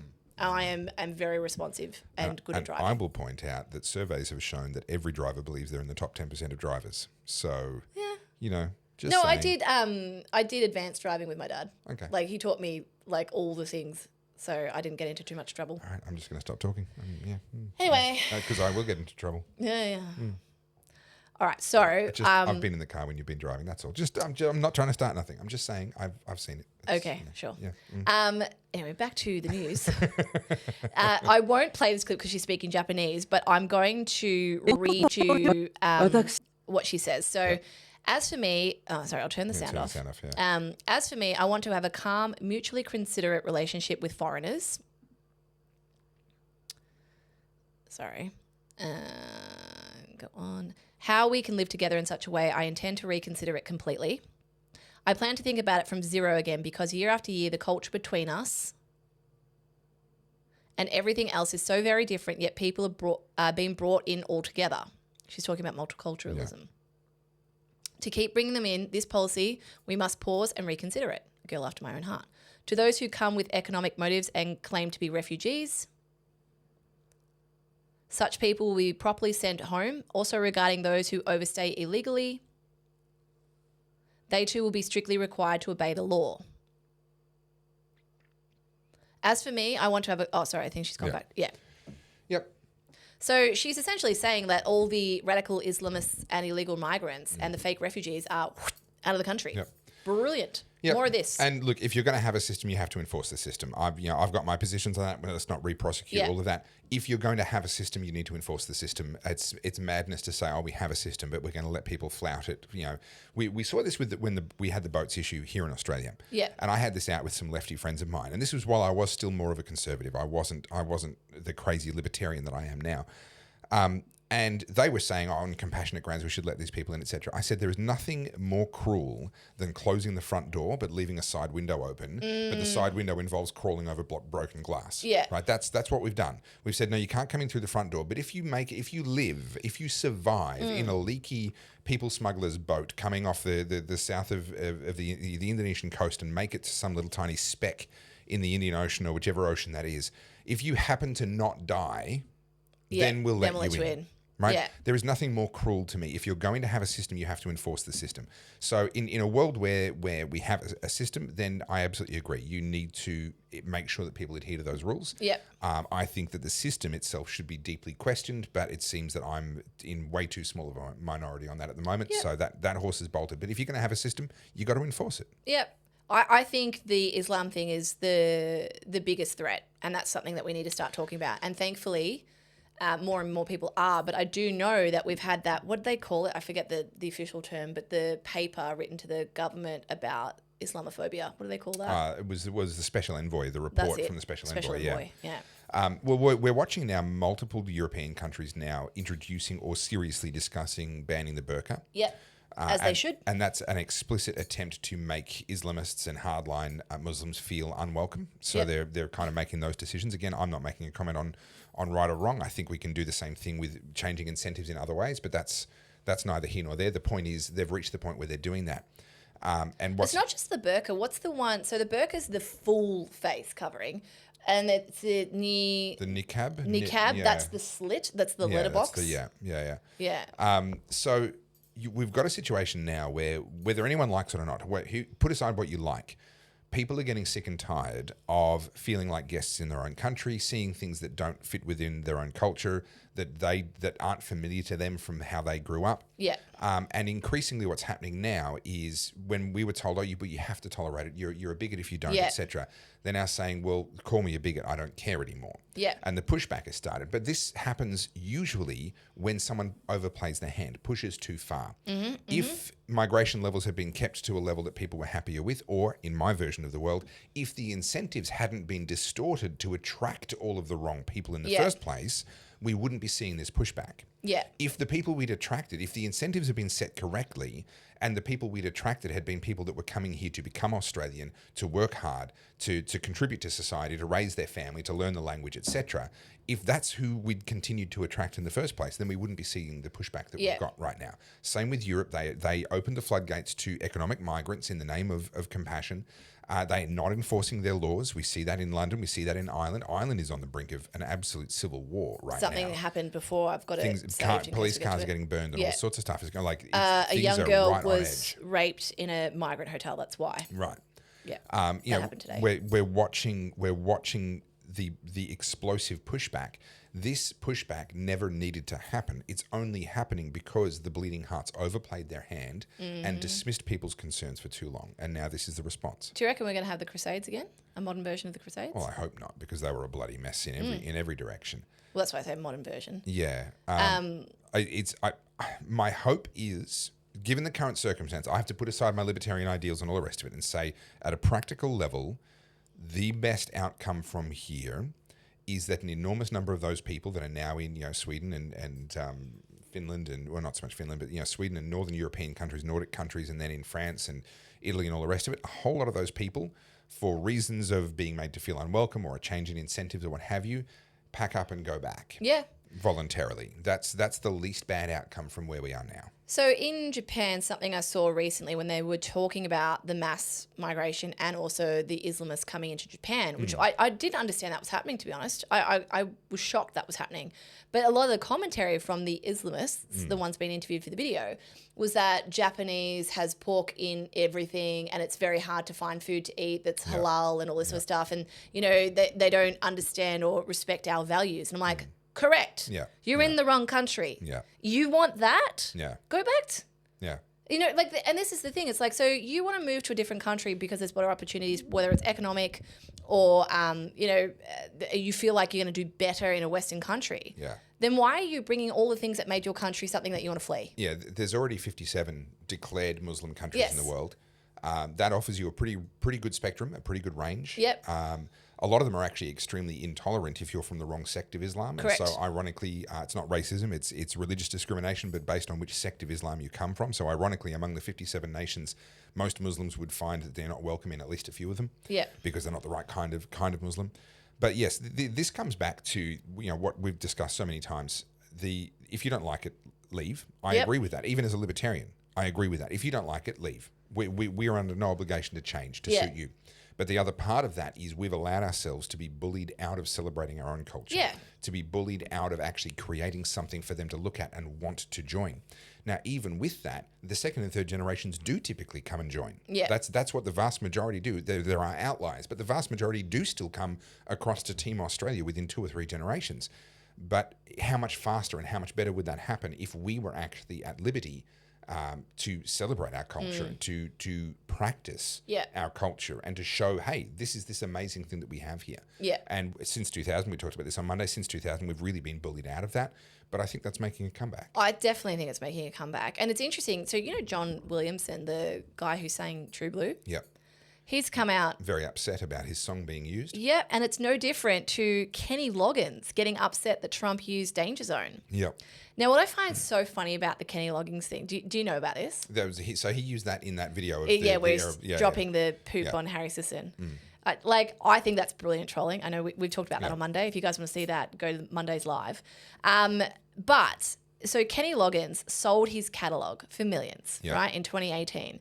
But now he wants to have authority of how it's spent. I'm like, so these wokies don't understand how hypocritical they are, because you hate capitalism and you hate what's happening, but you still sold out and you made your millions, That's right. but you still want to have the authority. Which one is it? This is the definition of trying to have your cake and eat it too. Correct. It's like you can have the money or you can have the control, but you And can't have both. I would argue in its first use of that song, I love that song. And as you guys know, Top Gun is my favorite movie. Like, that's literally talking about brouhaha America. That's as Team America as it gets. Yeah. And now all of a sudden Trump's using it in a pro-American ad that's, all about American values and restoring faith in the nation. Yeah. And Kenny Loggins is like, oh no, that's not how I wanted it Yeah, used. that's right. Yeah, sorry, buddy. I find it very odd. Yeah, give the money back. But John Williamson, he did a John Farnham, and dude, you got to read the room. The people who buy your records, they ain't the wokies. They're not the kind of people that ironically you now hang out with. Yeah, which is it's wild to me. And I guess this is what happens in an echo chamber. I mean, I've talked about the creative industry at length, but I find it so fascinating because they all sit there and go, and meanwhile, the real conversation's happening outside the room, and they're the people that are literally funding all your royalties. All right, we are over 2 hours, and I think we're less than halfway through our topics. No, we're getting there. Are we? We're getting there. I do want to show you this quickly. This is the thumbnail for today. Haven't finished it, but yes. I just thought it was funny. Yes. It's actually kind of hard to find photos for the thumbnails. Yeah. And I don't know if you guys realize this, I put so much effort into them. You do. And trying to find the right things and to get people to want to click. That's right, ladies and gentlemen. That's Carly at her best. Yeah. Did you see last week? She's really trying hard. Come on, this is some good work. Hang on, scroll down so we can see. Episode 41, Reforesting Society. Yeah. Come on, if you saw that, you'd be like, what on earth am I getting myself into? Yeah, well, I mean, it is odd. I will give you that. That's the whole point. It is odd. Why are there merkins around this random old dude? And there's a guy photographing. Yeah, in a security vest. Yeah, it's brilliant. It's some of my best work. Only you understand it. Excellent. I often feel like my creative genius is wasted upon you mortals. Yes. That is one way of looking at it. All right, let's talk about this article. Because when you All right. sent this to me, I was like, what am I looking at here? Yeah. And then I was like, okay. All right, so we've got a state premier in Victoria who wants to make working from home a right 2 days a week. And we've got businesses that are saying, no, we want you back in the office because we have our own, whether it's related to culture, communication, keeping everyone on the same page. Productivity, just because we like it. Yeah. And historically, you as an employee either do what it is that the job involves or find another job. That's kind of the deal. Like they're paying you. That's usually the premise of employment. Yes, they're paying you obscene sums of money these days, given how inflation has just pushed salaries through the roof. And if you're working for a bank, you're on coin. You're on some decent coin. They give you money. You do the thing. Yeah. That's the and the thing doesn't necessarily mean the KPIs. Doesn't necessarily mean the deliverables of your job. It actually has always historically involved them being able to make other decisions around that. Now, they can't literally dictate where you live, etc. But there are certain jobs where they can dictate where you're going to work, and they can say, right, we're transferring you to Perth. Oh, you don't want to live in Perth? Well, we need someone in Perth. Yeah. So what are you going to do? Right? That's the deal. They're the one paying the money. And also, when a company's hiring an employee, they're hiring the employee for a problem or a job opportunity. They're not going, oh, random person, how will I fit you into our business? That's right. Now, the argument that was made in this particular case was that she has previously done her role from home, right? And that's been given a tremendous amount of weight. Was that during COVID? No, it was actually before. Okay. It was 2017-18. She did her role from home. And then she's been sort of shuffled around a little bit since then. And ultimately, it ended up coming to blows over the fact that they wanted her coming into the office at least 2 days a week. And she'd ended up living about 2 hours away from the office because that was half an hour away from the private school that she wanted to put her kids into. Right. So she made a choice around where she was going to live based on where she wanted her kids to go to school. She's entitled to make that choice. The company is entitled to say, well, no, but we want you in the office. Yeah. Right. And if you don't want to be in the office, that's fine. If you want to prefer that school and those decisions, that's completely fine. But we are also entitled to not employ you anymore and go and find someone else to do this job. What the Fair Work Commission, I think it was, have basically come out and said is that they will get to determine whether or not an employee can be required to actually show up in the office. That's actually terrifying. It is. So this is now the government, the regulator, saying that they will have more authority over people's employment than the employer has. Is this not fascism? So the simplest definition of fascism is the one that Mussolini used. He's considered to be the father of fascism. It wasn't originally his idea. It came from his mentors, but he's considered to be the first person to have implemented it. And the word fascism is fascia, or basically a bonding. It originates out of a word for the Roman strap on a sandal that would bind the sandal onto your foot. And his definition of fascism was the merger or the binding together of state and corporation. Mm-hmm. So in Marxism, they eliminate the corporations. Yes. Everything gets owned collectively by the government.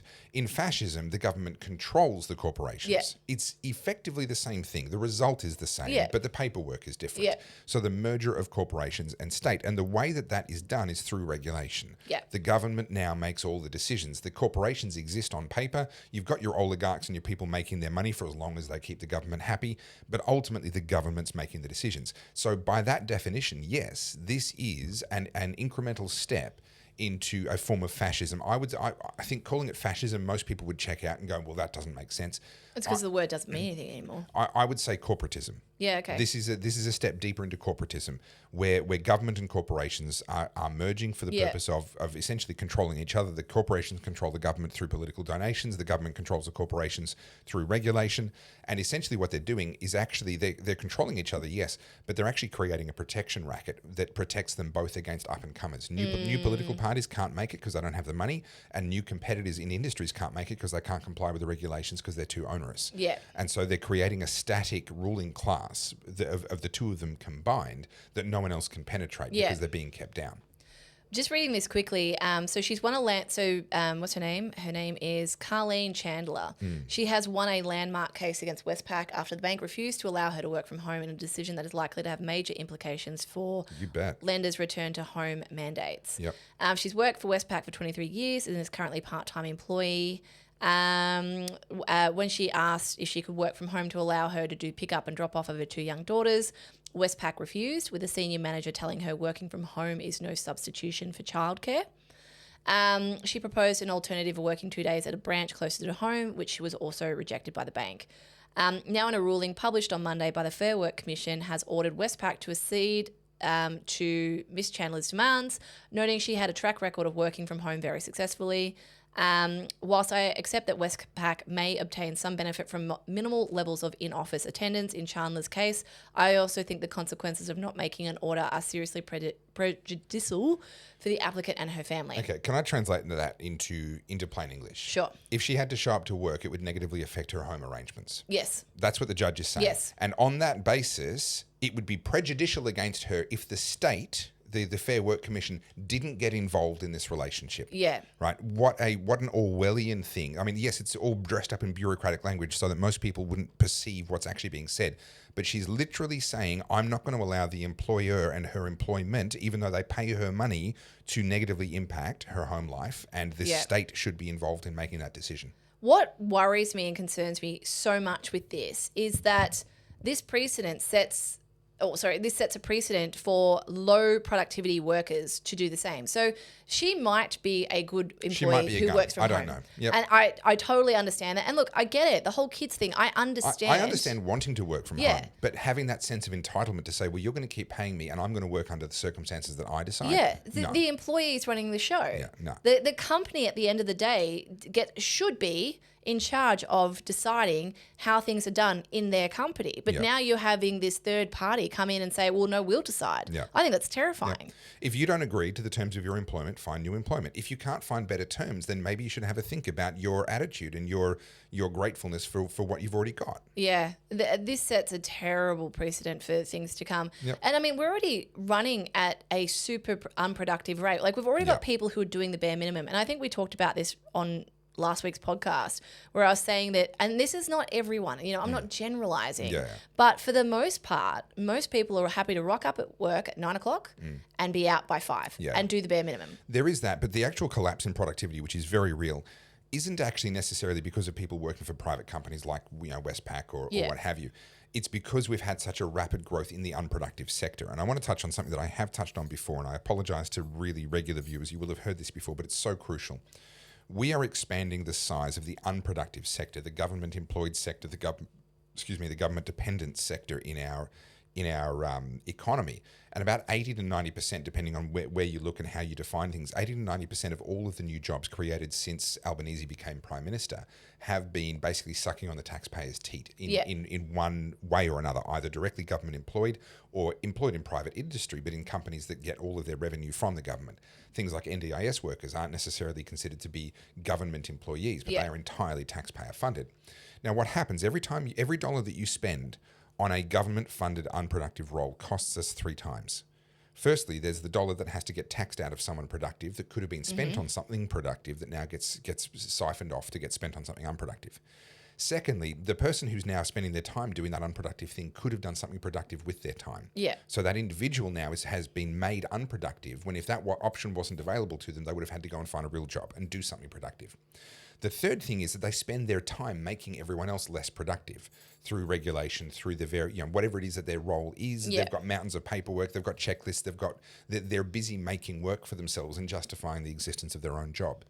So every single time we create one of these new government jobs, we're essentially subtracting 2 jobs out of the private economy. And people don't understand just how devastating it is when 80% of your job growth is government jobs. We'll multiply that by 3 and you can actually see effect in productive terms, you're going backwards. And people don't believe that, but in Australia we can see it. Can we do a quick tangent? I'm going to bring this up. There's a dog in here with us too, by the way. I noticed when it came and sniffed me in a very inappropriate way. Yeah. You're not from around these parts. Where is it? I'm just pulling it up. So this was in Broadsheet, and I think it's pretty interesting. So Broadsheet is the, kind of like the Melbourne magazine in a way, isn't it? I think Broadsheet's not just Melbourne. I think it's everywhere. But, it's kind of like the culture and foodie publication. My wife's into it, which tells me it's not interesting. Well, it tells you where, where's cool to eat and what's going on in the state, basically. And, it's somewhat of a well-revered publication. So they published this, and I promise you I'm going to make a really good point. What happened to brunch? Well, there's a first for everything. Can you, for once, just shut up? Melburnians aren't lining up for hotcakes and avo toast the way we used to. How did we fall out of love with the meal once synonymous with this city, and what has replaced it?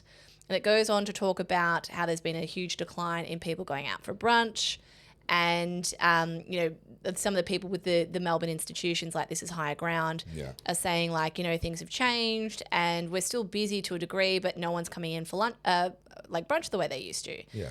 Now, before I tell you what people say in the comments, what do you reckon people say in the comments? No one's got money. No one can afford it. The prices are outrageous. Yeah, and who's to blame?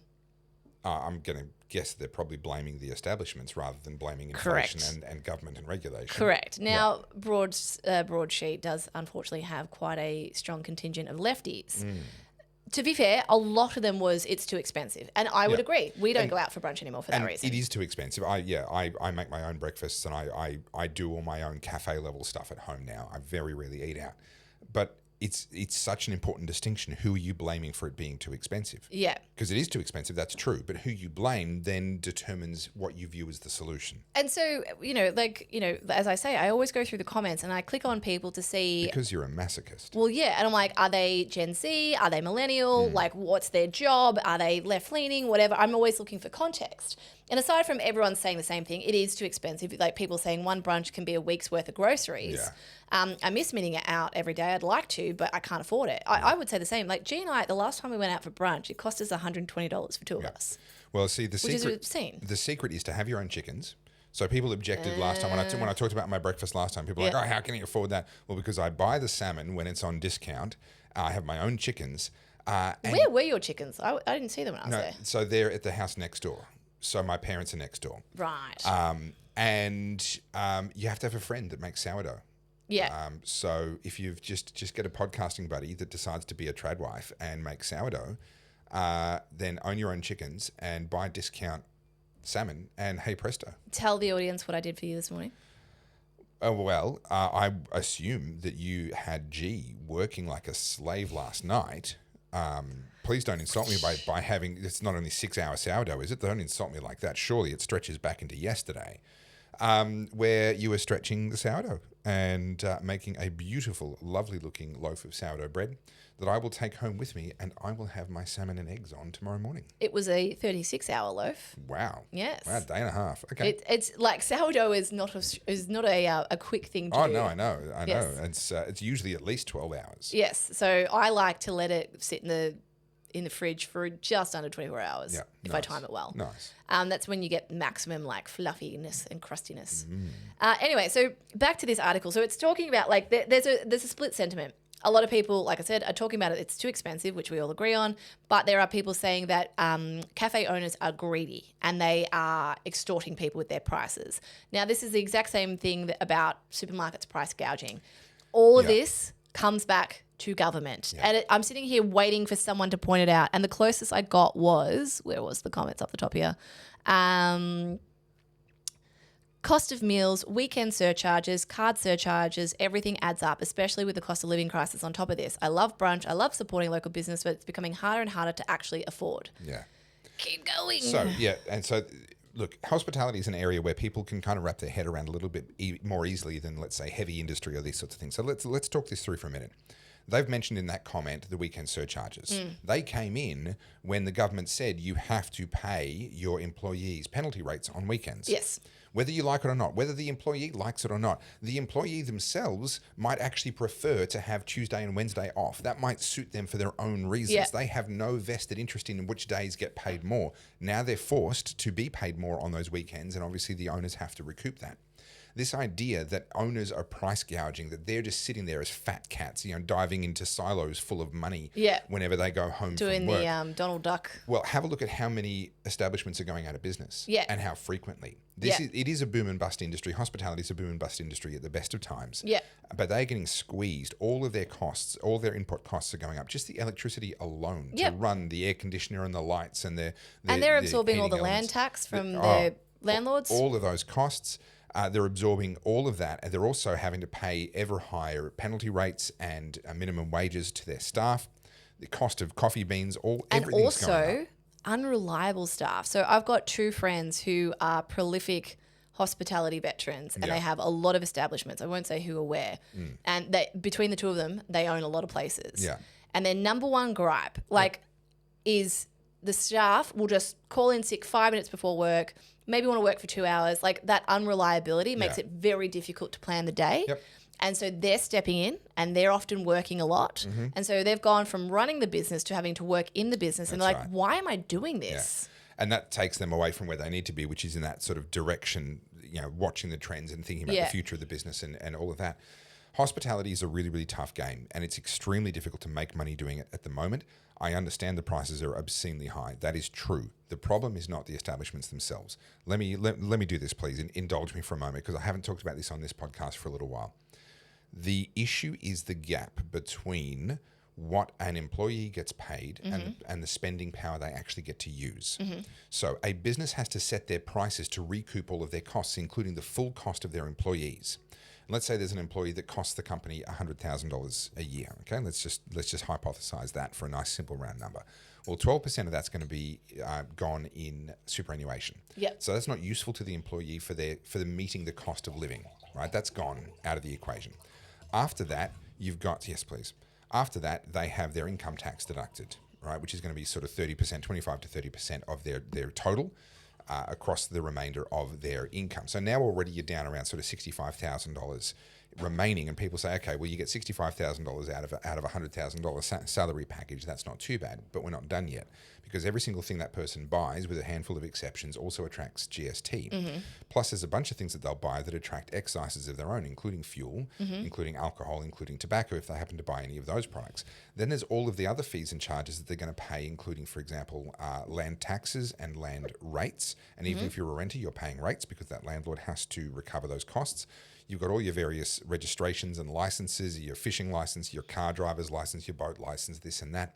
When you add it all up, which I have done for past videos, more than half of a person's pre-tax income is gone. Yep. In terms of their actual spending power. Yep. But that doesn't even include the superannuation. So actually, if you look at their superannuation inclusive salary package, you then actually have to deduct nearly 60% to get down to the amount of actual purchasing power they have. But I'm sorry, we're still not done, because that $100,000 salary package doesn't cost the employer $100,000. They often will be paying payroll tax on top of that, 2.5% thereabouts. They've also got to have the HR department and all the other compliance stuff that goes along with having employees that does actually cost them. So now you've got a $105,000 cost to the employer. For maybe a $40,000 worth of actual spending power once the government has clawed out all of that crap. But the prices of everything that you're trying to buy with that $40,000 has been set to recoup the 105. Yes. That's why you're sitting there going, I can't make, you might be being paid the most you've ever been paid. Yeah. But you're sitting there going, how come this still doesn't, the math doesn't math. Yeah.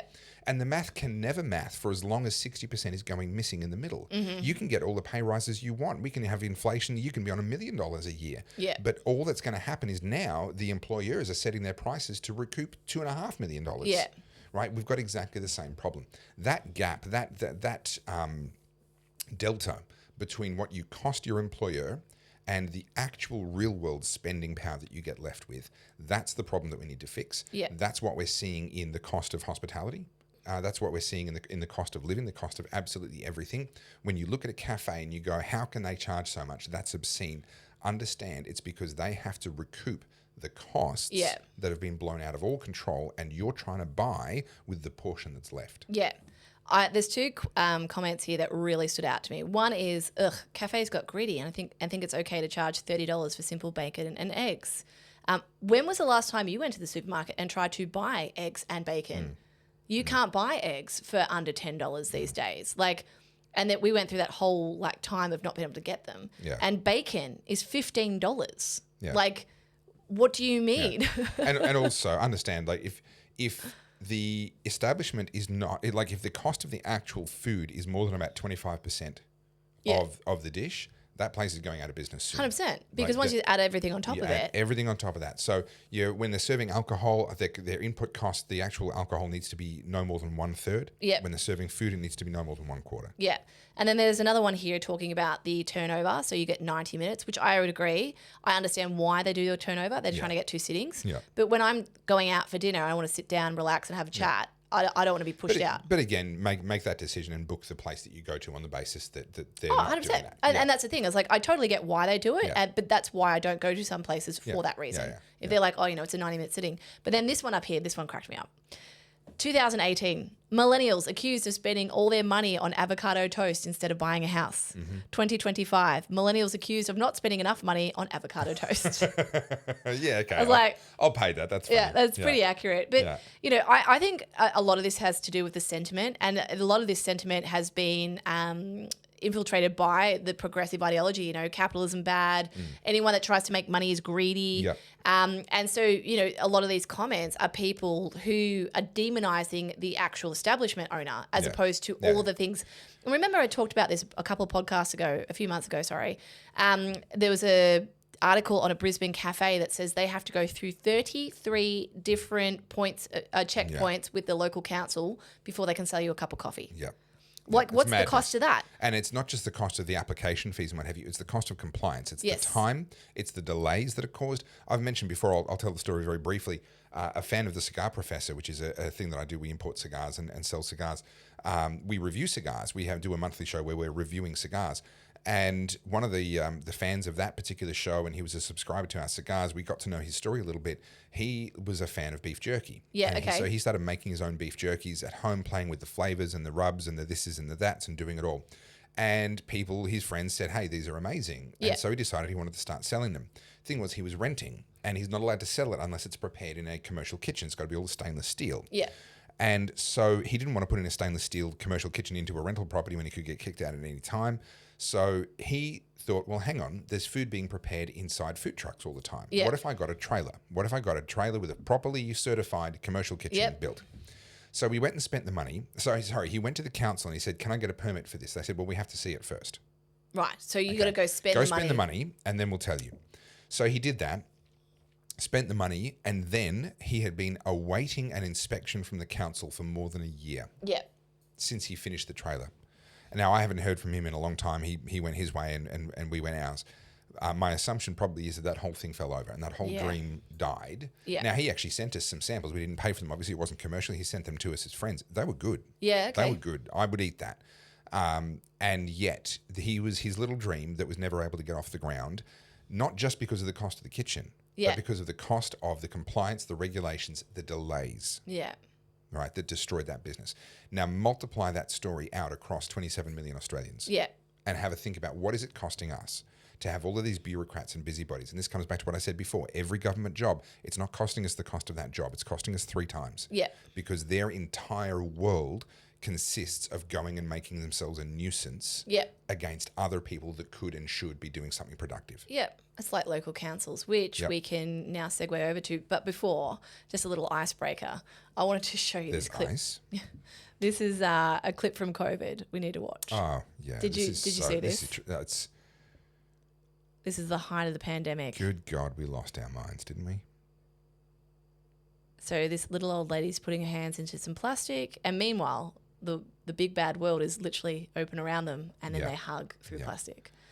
The fact that we went through a phase where people were like, "Yeah, no, actually, this is And smart." Have you seen? Oh, of course you've seen. But let me call to your memory the orchestra playing with masks Yes. on and the cutouts around their lips Yes. and this sort of stuff. And then the kids who are in the camping Yeah, tent things. Yeah. Yeah. and you just sit there and go, there are grown adults that looked at this and went, yes, Yeah. yes, that's the way. That's the way to do it. Yeah, it's crazy. One more thing, just to be super insufferable with the whole feminist thing. Okay. I'm going to play you this clip. It's Jen Psaki. Do you remember her? Used to Sorry, be. I thought that was a new generation that we just made up. Jen Psaki. Sorry, help me out here. That's a colloquial term for Gen Z. Yeah. Jen Psaki was the press secretary for Biden before it was. Oh, Psaki, Pierre, yes, yeah, with the silent P at the start. Yes, yeah, and yes, then yes. on this clip is another woman who I keep seeing. These are I super think Trump the, haters. The little Oops, sorry. mentoring. And so we talk about feminism. We need to talk about these women. These are the ones pushing feminism. So I'm going to read you this. Jen Psaki attacks Vice President's J.D. Vance marriage, wonders if the second lady, Usha Vance, wants out of their marriage because of how scary J.D. is. Psaki said she would save Usha if she just came over to her. Quote from Psaki, J.D. Vance wants to be president more than anything else. I always wonder what's going on in the mind of his wife. Are you okay? Blink 4 times. We'll come over here. We'll save you. Disgusting, right? This is how these people think. Ursha, who is, by the way, Indian or Indian descent, right? I think she's grew up in America. Yeah. She's married to JD. They've been together a very long time. Yeah. They have kids and they have a happy marriage. Yeah. As far as I can tell. Tut tut. These feminists How dare they? who are utterly miserable cannot fathom that another woman could possibly not only be married, but that's a happy marriage. Yeah. So their take is we'll destroy that marriage. Yeah. Like Clem Ford has a book called The Case Against Marriage, right? And she used to wear T-shirts saying break up with your husband or dump your husband or whatever.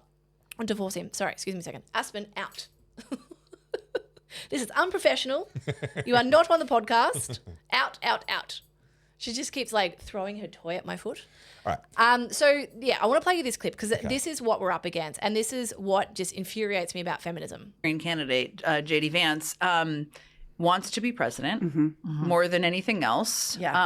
I always wonder what's going on in the mind of his wife. Like, are you Agreed. okay? Please blink 4 times. Yes. We'll come sorry. over here. We'll save you.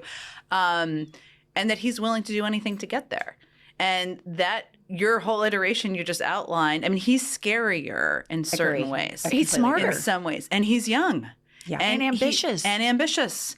And agile in the sense that he is a chameleon who makes Right. himself into whatever he thinks the audience wants to hear from him. Now, what's also true, though, is J.D. Vance is not – he's in some ways goodish on paper if you like what he believes in. I don't know. But I don't know that he can take the whole movement with him. No way. Okay, so do you know who this woman is on the right, the blonde woman? I'm happy to say I don't. Yeah, okay, she's one of the most insufferable white leftists, like proper screecher. Can I just point out the obvious here? Ursha, woman of color, has 3 white women saying they know better than her. The hypocrisy from the left is just so outrageous. The level of presumption that is being made there by these women to have this insight into the relationship, this insight into JD Vance, that he's ambitious and that he wants to be president more than anything else. Probably not, but I would say that they are projecting. At that point, they're saying, well, if I had the opportunity, being alarmist. I would if I could. So he must desperately want it as well. But can we just go back to the fact that his wife is from immigrant stock, so to speak? It's really interesting to me that we have feminists on the one hand will say, oh, white men are racist and blah, blah, blah. But then if a white man goes and marries a non-white woman, they say, oh, well, that's because you couldn't handle me. You couldn't, you couldn't handle a strong woman, blah, blah, blah. You had to go for the weak version. It's like, well, hang on. So who's being racist here? Yeah. Who's the one being racist? You're saying that the white man had to go and get a brown wife because they're inferior? Yeah. Is that what you're trying to? They which is what they they're don't saying. hear themselves. They're so lacking in self-awareness, and they're so self-righteous. Like just that clip alone infuriated me for a few reasons. One, about the white woman telling the brown woman she doesn't know how she feels, and they need to step in and save her. Yeah. But also White just how savior syndrome. intolerant they are of other people having a alternative lifestyle to them, right? Yeah. And I know people will fire that back at me and go, well, Carly, you're against woke. Yeah, but woke is encouraging people to cut off their genitals, right? Like this is just 2 adults who are in a happy marriage with kids, living as per our biology dictates us to. And then these women who have decided that because they cannot think for themselves under the guise of feminism, they have to go and save all other women who choose to opt out of that. That's right. The hypocrisy is just disgusting. You couldn't possibly be happy being married to a young white man who is reasonably articulate and quite successful, and by their own admission, quite smart. successful. He's wildly intelligent. Yeah. Oh, JD is super accomplished by their standards. Yeah. Not by our Yeah. standards. And he also, she said, oh, he's a chameleon. He makes himself whatever the audience wants. No. He is socially smart. He is socially adept. Yeah. He is able to, you watch him at work when he sits there alongside President Trump, and they ambushed Keir Starmer together. And that's something I did a couple of videos about that because it continued to be relevant for some time. You watch the way that he works. He is future presidential material, not because he's ambitious, but because he would be a really good choice for America. And what I love about this too, and we touched on this really briefly Monday, but I thought this was worth driving this point home. When it comes to Trump and the White House putting out these memes and these funny things, like people are like, oh, that's unpresidential. That's, the president should be doing that. I would say, and actually one of our viewers made this point too, that Trump understands the internet and Yes. he understands how people communicate. Yeah. And I'd say that makes him more relatable than anything. These women posturing as virtuous, pious women who understand it, that's insufferable. Yeah. Watching that as a woman, I go, who the fuck do you think you are? So what Trump is doing, so I'm actually in the camp of saying that video, that AI video of the plane taking off and dumping poop on the top of whatever his name's head. Or was it mud? For me, or was it mud? For me, that is too far. That is too crass. And we talked about that on Monday. But my point here is, from the perspective of your rules for radicals, their reaction is our action kind of perspective. That video was genius because the reaction that it got aided Donald Trump. Yeah. In his ability to essentially, as meat to the base, yes, to have all the MAGA bros cheering, yes, but to bring out the rabid reaction. Yeah. To bring out the reaction that just continues this narrative that he's had for quite some time, that the people on the other side are crazy. Yeah. Well, every time he triggers them with something like that, they exhibit that level of crazy that simply proves him right. So he's not doing it necessarily. I don't know how deeply he's technically thinking about it. Is he just going, does he even know about it? Is he got some social media intern who comes along and goes, hey, Prez, what do you think about this? I don't know exactly how these things are coming to be created.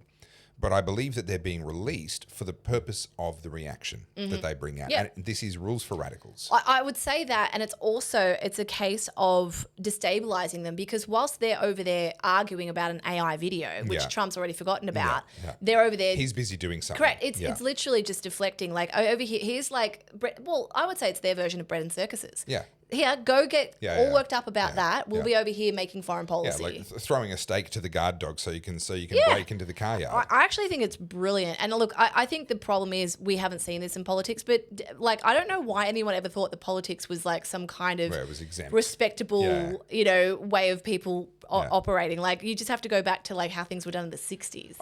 Well, I chuckle when people say, this is such a polarized time. No, go back to, presidential elections 150 years ago and have a look at what some of these people were saying about each other. Yeah. Like, this was some vicious stuff. Yeah. And libelous, like really just outright lying about each other. No, politics is polarizing. Power, when one person's going to get power over all the people are going to have a big old argument over who's going to get that power. That's one of the reasons why I say we should reduce the amount of power in government. At the moment, we have a situation where the government has so much power that it doesn't seem to matter who's got it. Yeah. It's bad, right? Yeah. What we should have is a situation where the government has so little power that it doesn't matter who's got it because they can't do any harm. Yeah.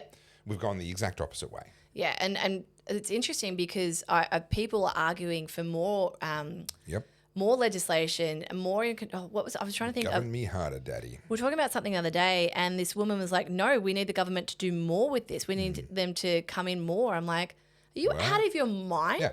Have you seen what happened the last time we let the government take over? Yeah. All right, so let's speed ramp through a couple of these things. All right. So this one here, this is very Victorian centric, but you know how they've rammed through the treaty? It's now come out that support is below 40%. Yep. So I'd love to know the methodology. So the IPA is an organisation I know well and I respect, so I'm sure they've used a solid methodology. But you always do, in any survey, you do need to see the methodology. But that also makes sense because a majority of people were opposed to the voice. Yeah. The treaty is even more extreme than the voice, so it would make sense that would attract even less support. And the demographics would play a significant role in this too. Like, where did they poll people? Were they in a city? Were they rural? Where were they? That's where we'd need to see the numbers. But the IPA are good. They're not. They're not they are partisan. They are very much. They've got their worldview, but they don't try and create doctored surveys and that sort of stuff. They don't play those games. So the treaty will be made up of 33 representatives elected by Indigenous Victorians and given more than $70 million a year by taxpayers. Because we're so good at using taxpayer funds. What could go wrong here? Do you know what this reminds me of? And I'm not assuming the worst, but I guess it's just, I can't help but draw the same conclusion. Do you remember BLM, misappropriating funds, buying private mansions? Yeah, this smells like that for me. Well, I want to be a fly on the wall for just how toxic that working environment Oh my is God, become. can you imagine? They're going to be gunning for each other. Oh, and so there was it 33 people? Yeah. Elected there. Can you imagine the politics Oh, involved in becoming one of those people? It would be so Imagine incredibly toxic. how extreme you're going to have to be in your rhetoric to be able to ascend to the top of that. Yeah. Yeah. Anyway, I don't want to spend No. a whole lot on that, but you want to talk Disaster about incoming. this. Okay, so look, we can blast through this pretty quickly because essentially the story here is that this has been pushed out by a council in partnership with a university. I don't remember which one, but it's a council in the inner west of Sydney. This logo is horrific. Isn't it?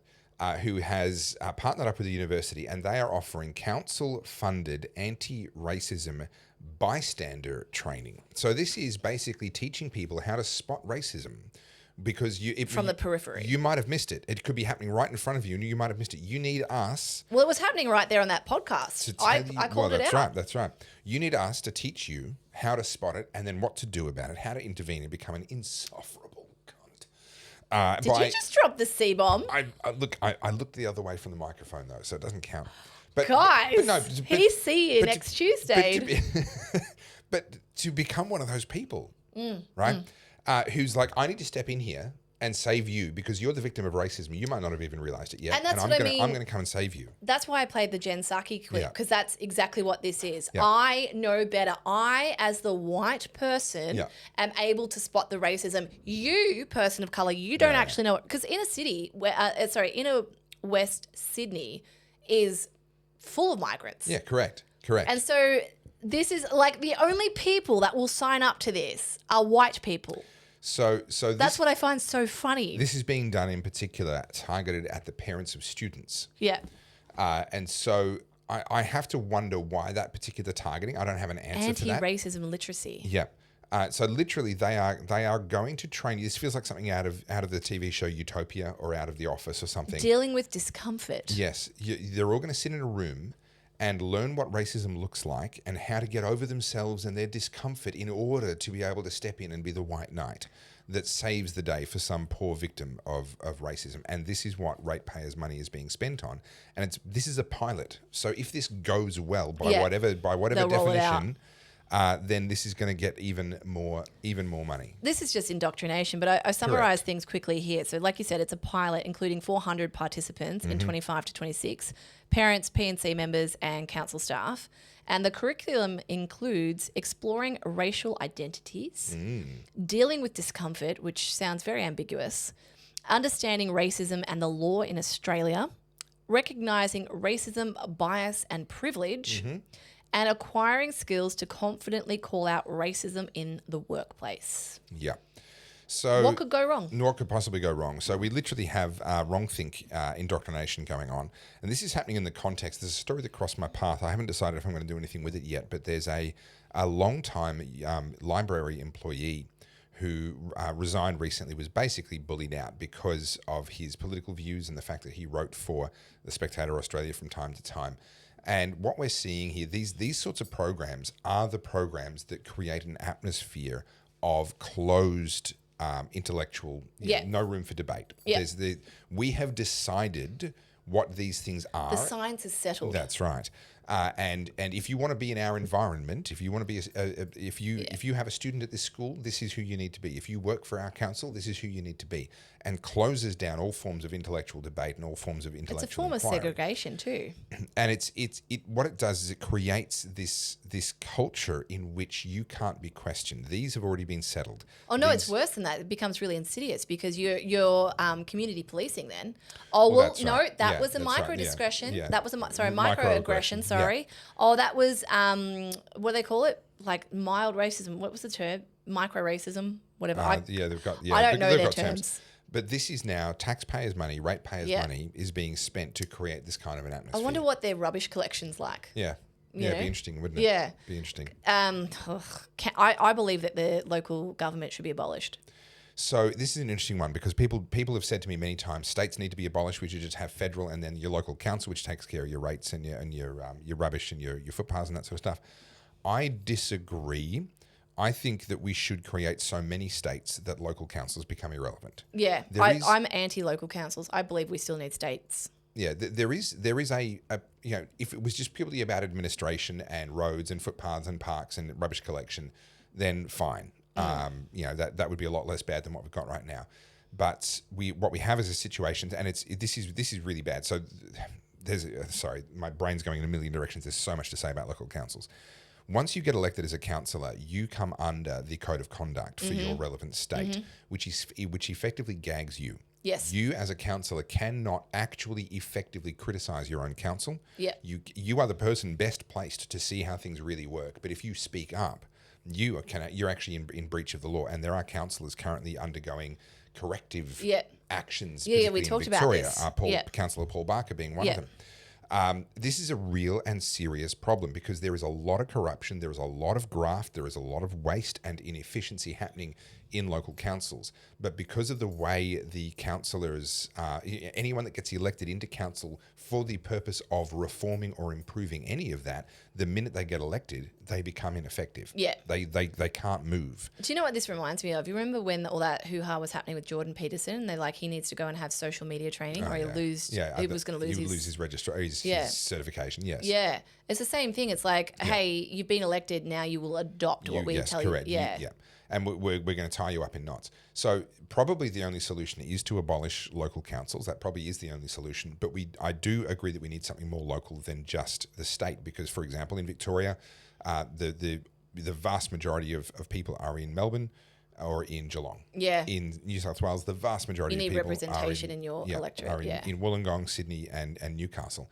And so all the decisions are being made with one eye on how those people are going to be affected and how they're going to vote, which means everyone else gets screwed. Yes. So we do need to decentralise our states. I'm in favour of a riverina state. I'm in favour of splitting Queensland, splitting WA.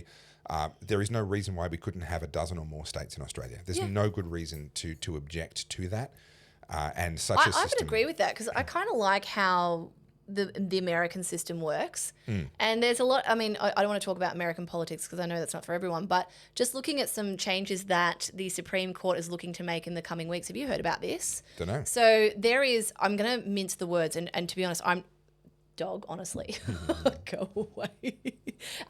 There is there's a case of with the Supreme Court in America at the moment, talking about racial bias in many districts in the South. So this is to do with the gerrymandering of districts, congressional districts. Yes. So they're heavily weighted saying that minorities votes should count more, therefore they get more weight in certain districts. Not quite, but yes, how they draw their boundaries around the districts has been done along racial lines for the purpose of essentially what they try and do is they try and get the Democrat ones to have 51% Democrat and the Republican ones to have like 80% Republican. Yeah. So that means that actually the state as a whole could vote overwhelmingly majority Republican, but because they were concentrated into a small number of seats, they actually don't count against the distributed Democrat vote. Yeah. So if you have the power of drawing those lines, you can basically dictate the outcome of elections. Which is what Newsom's trying to do in California at the moment. Yeah. And it'll just be interesting to see this because if you want free and fair elections, then you can't be having rules for thee and rules for me, you know? And you can't have a system where the person that draws the boundary lines, and some of them are crazy shapes, like these are just nonsense little ribbons of things with other seats all around them. That's absolute bullshit. That is an attempt to undermine democracy. That is literally attempt to hijack democracy. The calculations at the moment are basically that I think it's in Florida that's currently under the actual court case. I think it's a Floridian court case. I'm not 100% sure. I thought it was with the actual Supreme Court. Yeah, it's with the Supreme Court and it will affect the whole country. Yeah, But I think the court case itself came out of Florida. Okay. And I believe the prediction basically is if the Supreme Court decides the way that they're widely expected to decide, Democrats are dead. In Florida, forget it. Because they shouldn't even be competitive at the moment. The only reason they're competitive is because they've done this nonsense with drawing these boundary lines the way they have. And it's certainly the case with a lot of inner city areas of Australia as well. Like look at the Greens, the Yarra Council, like these are little enclaves of progressivism and they hold far more weight than they should. And even with Melbourne right now, not to bore everyone with Melbourne politics because I know you all roll your eyes, but these little councils, and like Nick Rees, who's in charge of the Melbourne Council and things like that, they're pushing their own agendas. The local council's job is, rubbish collection, keeping the sidewalks tidy. Yep. And these people are talking about rolling out anti-racism. Well, was it the Marybeck Council had a resolution on Palestine? Yeah, it's like I'm sorry, guys, you're a little bit too big for your boots there, I think. It's astounding to me. And meanwhile, the ratepayers like, hey, like we're just trying to get some stuff done here. Oh, the one I love is the sister city system. Oh, where God, they go, oh no, we have a sister city in Japan, so all of our councillors have to go to Japan every Aspen year or whatever it may be. Aston's just ripping our set apart. Listen. Did she try and give you another toy? No, she nearly knocked my phone off the Aspen. table, but Out. that's all right. Out. That's right. Lower your tail in shame. Out. Look at it. Like, why do dogs do that? Then they look all forlorn. They're like, you. oh, you love me. Oh, okay. So you move on to the next topic. I'm right. gonna bring up a palate cleanser for us. Aspen. Out. Go on. Go downstairs. She's like, okay, so. I've got the palate cleanser. Okay, ready. go. All right. So I've been saying to my wife for some time that when our dog thinks no one's home, he has a bit of a mournful sing along to himself, a bit of a howl, and she hasn't been believing me. Well, You set up a camera? have a listen.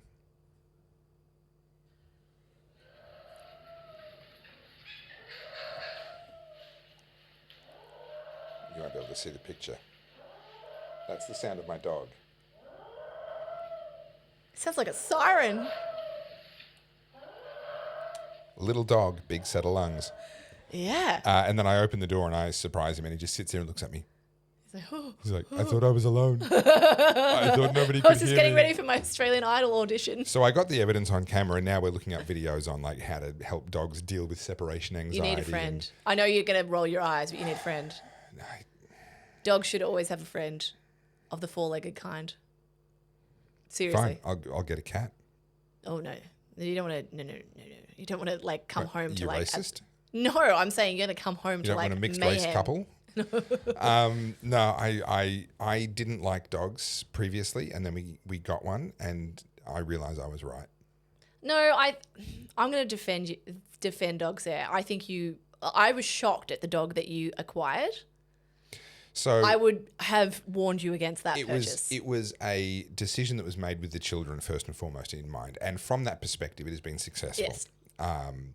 However, yes, Breed matters. Well, okay, I hate hair. Yeah, I get that. If hair was everywhere, I would yeet that dog. Yes. And I don't like dog smell. So what we got as a toy poodle was non-shedding, not that smelly most of the time. But yappy. Well, so the yappy we've dealt with. Okay. The yappy we've now mostly dealt with. He's very empathetic, so he will have a howl along whenever one of the girls hurts herself and starts crying. Yeah. He lights up the room with his dulcet tones of just howling along in empathy. So that is a problem. We are working on that, and he's getting better. We've dealt with most of the yappiness. We've been watching videos on how to and so we've dealt with most of it. But this whole I'm all alone and you've left me and I will never see you again. Yeah. Yeah, it's a bit much. Dogs are so funny. Like, I've grown up around dogs my whole life. My grandmother was a dog breeder. She used to breed Right. Old English sheepdogs. You know the Okay. Dulux dogs? Yeah, They yeah. were her dogs. And at any given time, she'd have between 10 to 15 of those things. Oh goodness. And I hated them because they're super long haired and around their mouth it's slobber. always wet. Yeah. No, they don't slobber. They're just, their faces are wet, so it stinks. And also, Then where does it come from if it's not slobber? well, it's water when they put their face in the water. And so because they've got such long hair, my nan would grab all their hair, scoop it up and tighten a ponytail on top of their head. Right. And I always wanted a dog. I'm sure the dogs loved that. All the boy dogs walking around going, So, she gave me a ponytail I need again. I need to give you context because my grandmother is proper British stock. I Like see. straight from the Queen. see. Tea and bickies. Right. And my nan. That's where you get your racist undertones. Yeah. Colonisation. Yeah, that's And the right. other side's Vikings. So, Okay, no one's... yeah. I mean, they were all about colonisation. My goodness. Rape and pillage is in my- They didn't mind a in my good blood. colonisation. Anyway, so she was a show person, Yeah, did showed with the all her dogs. dogs, Yeah, right? yeah. She had a trophy room and this was very serious. It was a big part of growing up. Anyway, so I used to go along to a lot of these dog shows because mum and dad would be working and you'd meet all sorts of types. And, it was expected that should we get a dog, we would have a Old English sheepdog. Right. And I never liked them. But whenever I went to these dog shows, there would be border collies, and they were my favorite. One, because they're cute. I like a cute dog. But also just because they seemed like so much fun. Okay. And so, have I told you this story? A lot of energy, though. Yeah, but I'm also a high energy person. So, Yeah, all right. anyway. I don't think you've told me the story. No. Okay, so I fell in love with border collies, and it just became that's what I wanted. Anyway, I got my very first job. I'm sharing all sorts of stuff on the podcast today. You ready? So my auntie started the program that went into Victorian schools called Responsible Pet Ownership Program. Okay. I don't know if it still runs, but No she idea. and her partner at the time wrote that program. And they had two characters, Victor and Victoria. Okay. For Victoria, get it? Yeah. And so the Melbourne show every year, they would put on like a responsible pet ownership like little show. Right. And myself and my auntie's partner's daughter would dress up as Victor and Victoria. Oh dear. Victor was the dog, Victoria was the cat. And that meant I wore a big furry suit at 12. Yeah. Actually, no, I started when I was about 10. And because You would have been popular with a certain sort of 70-year-old balding male demographic. Don't. This is very innocent. Let's not do that. Let's not bring the ABC to it. Anyway, so we used to do these shows at the Melbourne show, and I got my very first paycheck, and it was I remember this so vividly. It was $150, and I worked a whole 10 days at the Melbourne show, so I was underpaid. That is child labour. Yeah. It gets very hot in those suits, by the way. But we'd choreographed the show and did the whole thing. Anyway, we had so much fun. But I got my first paycheck, and I happened to go down to the local Sunbury pet store, and there just so happened to be this cute, fluffy, black and white thing in the window. And unsupervised, I might mention, I walked into that pet shop and decided I was going to buy it. And got to the counter and said to the lady, I'd like to buy that dog, please. And the lady's like, I'm going to call your parents real quick, Carly, because, everyone knew who everyone was. Anyway, calls my parents. And this is my dad on the old Motorola, Anyway, my dad's like, she's what? We'll be right there. So my mum and dad walk into the pet shop, and there I am with this little fluffy cloud border collie it was border collie cross lab on my lap. And we're just like, my parents are like, well, shit. I guess we bought a dog. Like, what do you say? What do you say? The kid's paying for it with her own money, and they try and pull that puppy from me. Yeah. So we got Sally, the border collie. Anyway, can you imagine how that went down with my grandmother? I would feel that she would have felt a little bit slighted. It's like I broke her heart because not only was it a border collie, it was a bitzer. Sally was Not half a border. purebred. No, she was half border collie, half Labrador, but she also Mongrel of a thing. she looked like a Burmese mountain dog. So maybe there was also an affair with a postman there who somewhere as knows? well. Anyway, and Sally and I were thick as thieves. We were inseparable until the day I had to put her down. That's a very sad story. But anyway, she lived till she was 14. Yeah, wow. And my grandmother was so distressed about this decision. And I just thought it was so funny because it's like, you can be so attached to a breed that the idea that someone else might get something else that suits them. Might become attached to a different breed. Yeah. Yeah. And it's just, I don't know how we got on that tangent. And then projecting that decision onto somebody else. I'm so disappointed in you. Why? Yeah. Like, what's to be disappointed about? Yeah. I mean, apart from the fact that you didn't get a cat. I had a cat, Puss Meow Montague III. Oh, wow. Yeah. It's a distinguished cat. Well, this is the thing about cats. You don't buy cats. Cats choose you. Yes, that is true. And Monty That is chose absolutely me. true. And so when I moved to Warrnambool, my parents were moving me into the house. And all of a sudden I walked into my bedroom, my bed that I myself hadn't even slept on yet. There was a cat curled up. And I was like, how did you get in here? Yeah. And so, I shooed the cat out. And then I came back and I was like, oh no. And then what did I do? I fed it. Yeah, no. Now I own this cat. Yeah, now you've got a cat. Yeah. So I would tolerate, the only animal that I would tolerate having fur everywhere in my house would be for a Burmese cat. Oh, I do like a Burmese. Yeah, beautiful They're very temperament. cute. Such a beautiful temperament. You just have to have a protocol for hair. Like we have a Dyson, we, get them groomed and all that. Yes, the hair is annoying, but Yes. their cute fluffy faces aren't. Yeah, look, a Burmese is a beautiful combination. They look gorgeous. They are gorgeous. They're just such lovely things. I want a Mancoon. Oh, yes. They're very expensive, but I Yeah. would love a Mancoon. So if I could go into the medium-sized big cat territory, into like a lynx, Oh, yes. a bobcat, mountain lion, Yeah. obviously raised in captivity from birth. Thank you very much.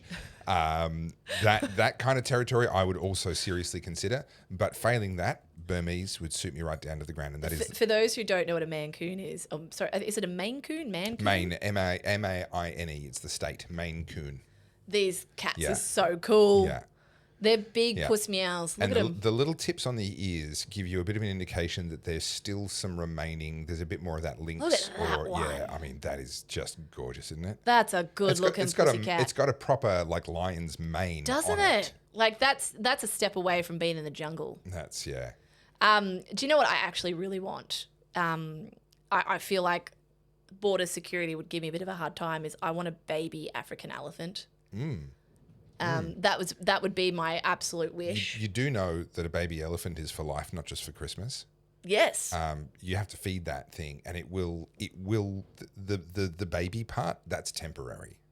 And then it can And have then- its own baby. then And you- then I get another one. Then you've I just number 2. You've just got elephant after that. When the baby bit wears off, you've just got elephant. I love elephants so much. You do not understand how much I love elephants. A couple of tons of food a day. Love. A couple. Can knock down the back half of your house to make room. I sound very racist because I find the African elephants way cuter than the Asian ones. Wow. The Asian ones have got like wiry hair, but the African elephants, I just feel like they've got so much more sass. Wow. So you don't like a merkin on an elephant? They're still cute, but do you know what I love about elephants is like the first 6 months to 12 months of their life, they don't know how to use their trunks. So they like throw them around like this. And they Helicoptering their trunk. don't know what to do and they're all like dorky. I just love them so much. Gentlemen, you know how much I'm holding back right now on the Yeah, jokes. I was going to say it. how much I'm holding I back. almost said it myself, Yeah. but I was Yeah. like, we are trying to keep this a respectful I've only podcast. sworn twice. You've sworn once. Yeah. Yeah. You dropped the C-bomb today. All right. But okay. it was in reference to people being insufferable. I feel like it was deserved. Yeah. This is a successful 5th tangent. We've covered all things. Don't say we don't entertain you guys. We've covered all bases. What do we got? We've got 5 minutes. All right. We have negative 2 minutes. I saw this and I thought this was interesting. And do you know why I'm going to bring this up? This is twofold. One, this shift towards more conservative or like right-leaning policies, and there's obviously a lot of rhetoric around this. Now I'm finding all the hit pieces against Christianity are coming out. I Right. saw this today. Oh, yes. Okay, so this is such a great stitch up. Isn't it? So I posted onto my Facebook page when they put out a call saying, we want you to come and tell us about cults. What's been your experiences? Do you want to report any cults? Blah, blah, blah. And I basically did a tongue-in-cheek thing of, yes, I want to report down Daniel Andrews as a cult leader and so forth. But you know straight away, as soon as something like that comes out, you know they are searching for the justification for something that they already want to do. Yeah. There is a message they already want to put out or a policy that they already want the support for. This is a fishing expedition. This is the Hegelian dialect, the problem reaction solution. They already know what it is that they want to do, and they are now trying to reverse engineer that and figure out how to get the justification for it. And this is now beginning to soften up the public for whatever it is that they have in mind. Yeah, I just thought it was so interesting. And Yeah. the full article was talking about how they are actively recruiting in Victoria, leaving thousands of victims in the wake. Yeah. And look, cults are a real thing. I understand they are, that. and they're a problem. And they are a problem. The Daniel Andrews cult, the woke cult. Yeah. You know, there's What's this one? What are they? Hillsong. They're calling Hillsong a cult. Well, Hillsong's had a lot of problems. It's had a lot of problems. Yeah. But I don't know if it's a cult cult. is another thing altogether. Yeah, I think cult is a very derogatory term, and you've got to be careful using that because, you know, real cults are very dangerous. Yeah, it's like calling everyone a racist. Then Yeah. it gets harder to identify the actual racists. Cults are a problem, which is why we shouldn't use that term too Yeah, loosely. I mean, you could say that there's problems in the Hillsong Church. Yeah. You know, and there things have like been that. for a long time. Yeah. I don't know if you'd call it a cult. But I think when it comes to I explicitly wouldn't call it a cult. One of the fundamental characteristics of a cult is that it actively dissuades you from interacting with and mixing with people outside of the cult. Yeah. They're trying to control your social life. They're that's not happening at Hillsong. yeah, Sorry. I don't know enough about Hillsong. Yeah. I know they were big for a while. And, Oh, they're a very big, very successful church. Yes, they do want you to donate to all their causes and tithe and this and that. So on the financial side of things, yes. Unfortunately, there's a lot of churches that focus a lot on that and not much on other things. I'm not suggesting that Hillsong is without criticism, but it fails to meet the definition of a cult on multiple fronts. this is where I kind of will probably get some people offside, but I think the point remains, like, just because someone's religious, that doesn't make them a good person. No, that's right. You know, and I think people forget that. Like, I understand Christians are quite moralistic and they see themselves as virtuous, and for the most part, many are. But that doesn't mean that anyone who calls himself a Christian is by right Yeah, yeah. virtuous. So let me Oh God, he's getting it. Oh, yeah. All right. Do it. Here we go. So this is my second best-selling book, Good Christians Break Bad Laws. And you can buy that at. Yes, at goodpeoplebreakbadlaws.com. So I want to read the foreword. It is concerning. Wait, so we get to read your book, but I can't read my thesis. This is outrageous. This is sexism. Yeah, because my book's interesting.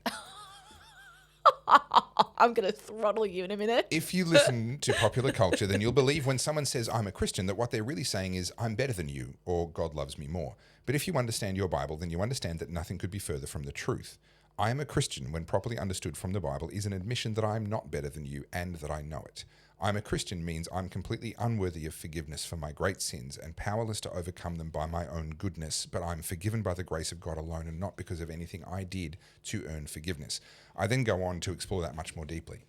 But that is the difference between faith and Christianity and religion. Yes. The religion comes out when people believe they're better than you. When Yes. people, whether it's because of who they are, what they did, the rituals they're a part of, whatever, there is a superiority that comes in. That is not something that you'll find in Scripture. It's interesting you say that. I've made this comment before, but I'll say it really briefly. I spent 13 years in the Catholic school education. Yep. I had theology as one of my Year 12 subjects because you had to. Yep. I know the Bible very well, particularly the New Testament. And when I see people in the comment threads attacking me for being a Jezebel, and like that's one example, but there's quite a few people who feel like, and maybe this is worth teasing out too, because you are a Christian, you doing this podcast with me, a non-Christian, does seem to bother people. Sometimes, yeah. Yeah, not all, but a few people. And I find this so interesting because, as I said, we are starting to see that pendulum swing back. My worry is that it swings too far and it goes to the point, well, you've had your turn, now it's our go. Yeah. And you see the same Now intolerance. we're going to be the same tyrants that we used to call them out for being. And that's my worry, like I think I carry pretty strong Christian values myself. Right. I just don't actively go to church or practice. Yeah. But because of that, and because I'm not part of a religious sect, I'm deemed unworthy or unvirtuous by some. And I do have a lot of fear around this because for some people, particularly in certain churches, it was quite traumatizing. And there's a reason people have left those churches. Yeah. Now, I'm not saying about Christians in general, but I went to a school and I remember having a bit of an argument with with a subscriber about this because their comment was, as soon as she started talking about the Catholic Church, I tuned out. How dare you criticize the Catholic Church? And I was like, hang on a minute. I went to the school where they hid the pedophile priest. Yeah. I went to that school where they hid him after doing insidious things to young boys. Yeah.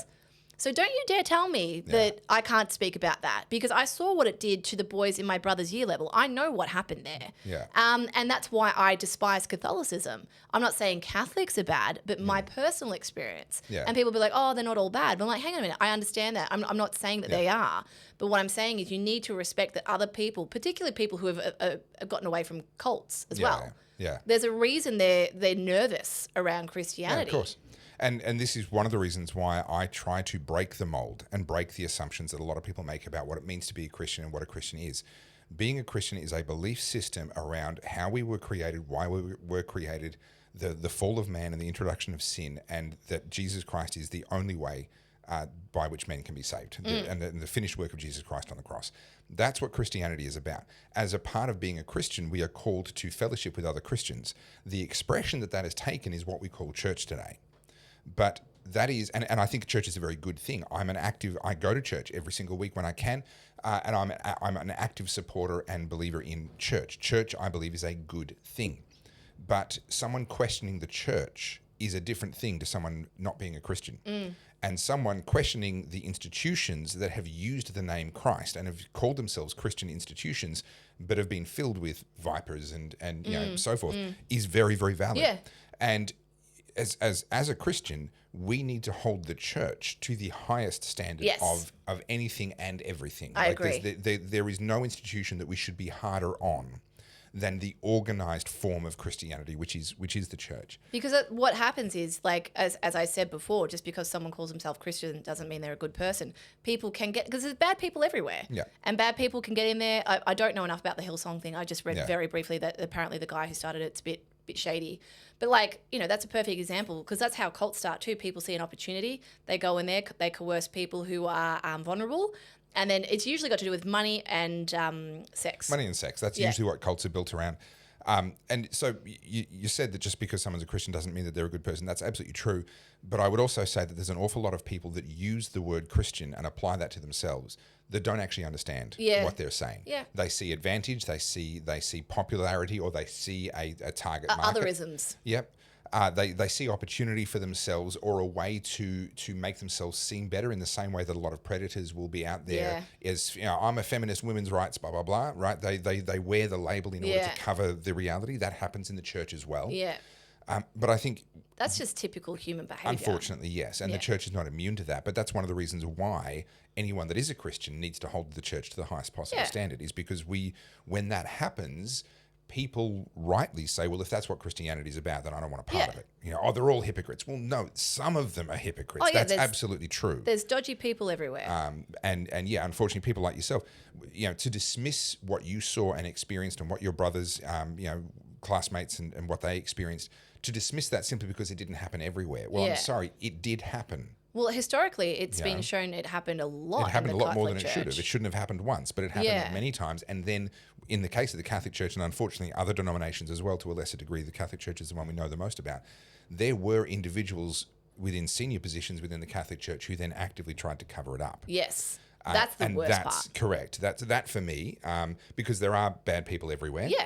And when we discover that they're in places they shouldn't be, we should do everything we can to deal with that, to get rid of them out of that, to hold them accountable, bring the attention of the authorities, etc. The cover-up is worse than the crime. Having said that, Catholicism itself is actually one of the denominations that is surging at the moment. They're getting a massive influx of people, a lot of younger people, a lot of families, and I think I understand why. I think I've said this on Monday's podcast. People don't have their own value systems. They're looking for something. They're looking for something, yeah. And that's why I think those places are surging. Yeah, and they're looking further back than the last 60, 80 years. Yeah. Which means that the more modern churches that were, seeker-sensitive, we've got to make it relevant to today's world. Well, those churches aren't benefiting under this current movement because people go, oh, it's new, I don't want it. I'm looking for that tradition. Thing. The Just tradition. Like my new friend in Japan. Yeah, the stability, the solidity, the confidence that I can have that if I attach myself to this thing, it's not going to go and change on me. Well, it's something outside the self too, like this push towards individualism where my rights supersede everyone else's, which is why I think I had such an issue with that bloke in Queensland doing the petition around Halloween. It's this whole like, I, me, the Veruca Salt kind of effect. I find it really frustrating. And I think... I do have strong values and I would attribute that to my upbringing. Yeah. But I think for a lot of people, particularly if they didn't grow up with that, and now with the wokeism and stuff, there's a rebellion against that. They're looking for something like, what do I value? Yeah. And for some people, that can be really difficult, particularly as an adult. Imagine that, like going half your life going, I've lived this way, which is why your Russell Brands and all that who have moved across. But also, I think it's more than it's not just what do I value. Not everyone's thinking that deeply. For a lot of them, it's just what actually works. Yeah. Because I was told for years that feminism worked and individuality worked and drugs, sex and rock and roll worked and instant gratification worked. And now I'm in my 40s, my life's a train wreck and none of that's worked. Yeah. What works? And then they go, well, this has been around for hundreds of years, thousands of years. In the case of it gives you purpose, meaning. And they sit there and go, well, it must work. Well, that, and it's also community. I think, take religion out of it for a second. I think a big part of this is people are desperate for connection. Yeah. Not just relationships, like intimate relationships. I mean... Yeah, it's just human connection, friends. Community. Yeah, and how do you meet people? We've talked about this multiple times, like finding friends in your adult life, particularly now that we're working from home and we're less, around big groups of people. Yeah. I see this like in the data. People feel isolated, disconnected, lacking all those things that made us feel like we were part of something. Yeah. Which is why people fall into traps on social media. So I think that's driving a big part of it too. Yep. So, no, I couldn't agree more. And I've talked before, and I used to talk when I would do. I was doing speaking tours around New South Wales and Victoria for a little while there. I would talk a lot about the fact that with the rise of AI and the fact that we're only a few years away from never being able to be 100% sure that even if we're talking with someone one-on-one on Zoom, they could be AI generated. And we've seen scams around this before already using voices. But there was increasingly... did you see this? It actually made it to 60 Minutes, the ultimate Australian catfish. This woman pretended to be a Home and Away star, Lincoln Lewis, and catfished multiple women. Did you see this? No.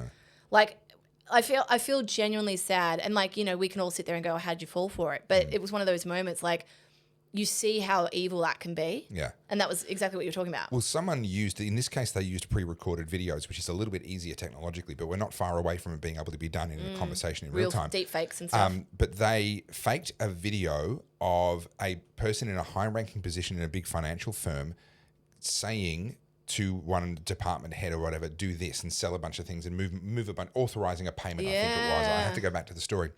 And they had contacts on the inside of the company, and they managed to play that video to the person. The person did the thing, and then the company realized, hang on, where's that money gone? We've been scammed. They literally did that with an AI-generated deep fake of the individual responsible for that decision. That happened probably 9 months ago or maybe more now. Yeah, there's going to be a lot more of that. There's going to be a lot more of that. But it's also going to start happening in real time where you could be on a video call with someone and they're actually answering your questions. It's not a pre-record. Yeah. But in that world where we are only in a world where we are just months away from never being able to trust anything we see on the internet ever again, in that world, that face-to-face community becomes paramount. I was going to say that. And churches are already well placed to offer that. Yep. If they can sort out a bunch of their other nonsense, to be able to say, hey, we're already here. We're already meeting on a regular basis. You know where to find us. You know what we're about.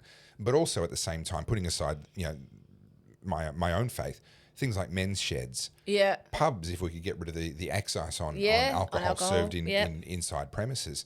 We have those structures in place. They've just fallen into disrepair. I was talking to a girlfriend of mine who's single, and she, you know, was sort of lamenting to me, like, you know, everyone around her seems so happy they've found their person. And to be fair, this person's almost 10 years younger than me. So I said to her, like, just be mindful. I do feel like age kind of plays a role in this. Yeah. I didn't meet G until I was 38 and he was 42. And it's unfortunate. I wish I met him years earlier, but, you know, it's just the way the world works. The cookie crumbles. But we're seeing such a shift away from all these digitized networks. Yeah. Everyone hates online dating. Yeah. Everyone. No, like. But there's a lot of people that say that there is no other way. Well, I would have said that to you prior to G, and I did meet G on Bumble. So, like, we are a success story. But that's after me having gone through, like, all of them for 10 years. Yeah. You know, that's literally the case of, like, consistency gets you there, you know? But I mean, I've told that story about G and I before, but I think for a lot of people, what they're looking for, where can I go and it's real? Yeah. And like, I'm very pro AI, and I actually had an AI story for us to talk about, but we've run out of time. But I feel like AI is actually the single greatest thing for us because it's going to push us back to each other. Yep. In the best way. And everyone's like, oh, you know, we're going to be living like cyborgs. I would disagree because AI doesn't have the human element, and that's its weakness. Yeah. We have that. Yeah. And we will always desire that. Yes. There will be a percentage of people that can go and fantasize and have a robot they're girlfriend. always going to make AI porn. That was the first thing they're going to do. But, you know, there are going to be people that can be okay with a robot girlfriend, okay? Yeah. And that's going to be a certain minority. They were also happy, like, you know, with sex dolls. Yeah, they were happy with their left hand, right? Okay. That's why they say, a threesome has three people, and obviously a twosome has two people, and that's why they call me handsome. And that is right. I draw the line. That's too far. The visual. I didn't ask you to visualize it. I feel sick. So there have always been people that can be happy in that, you know, in that imaginary, with the imaginary connection. Because remember they said we're all going to be in VR 10 years ago? Yeah. And the metaverse was going to take over. Yeah. But fundamentally, at a human level, we want connection. We want connection socially, romantically, you know, right across, you know, family. We want those connections in our life, and we miss them when they're not there. There will be people that will go all the way down that rabbit hole. That's fine. What I think we need to be doing is creating those places, those contexts where real connection still happens. Yeah. Yeah, I think so too. And even with this, like, and this is a shout out to all our oddies watching this. I was saying this to G the other night because when we're on the Monday night and we have the 3 different comment streams, there's a lot of people I'm not familiar with. Sure. And I'm like, I don't know. You don't know all 1,800 people who are watching? No. Oh, God. No, I get a bit overwhelmed. But like on the oddie side, because we always watch, G and I watch Wednesday's podcast as it airs and we're in the comments. Like, I love that you and I were like, hey, we should do this thing. Yeah. And we'll see if it works. And Yeah. then here we are 10 months later, Yeah. and we've got people who are pumped to be called an OG Oddie. Yeah. Do you know what I mean? Yeah. And like they've got their little term and it's Oddies and we have our inside speak. Yeah. Like, you know, I'm very proud of that and I think it's great and Yeah. I'd love to grow that.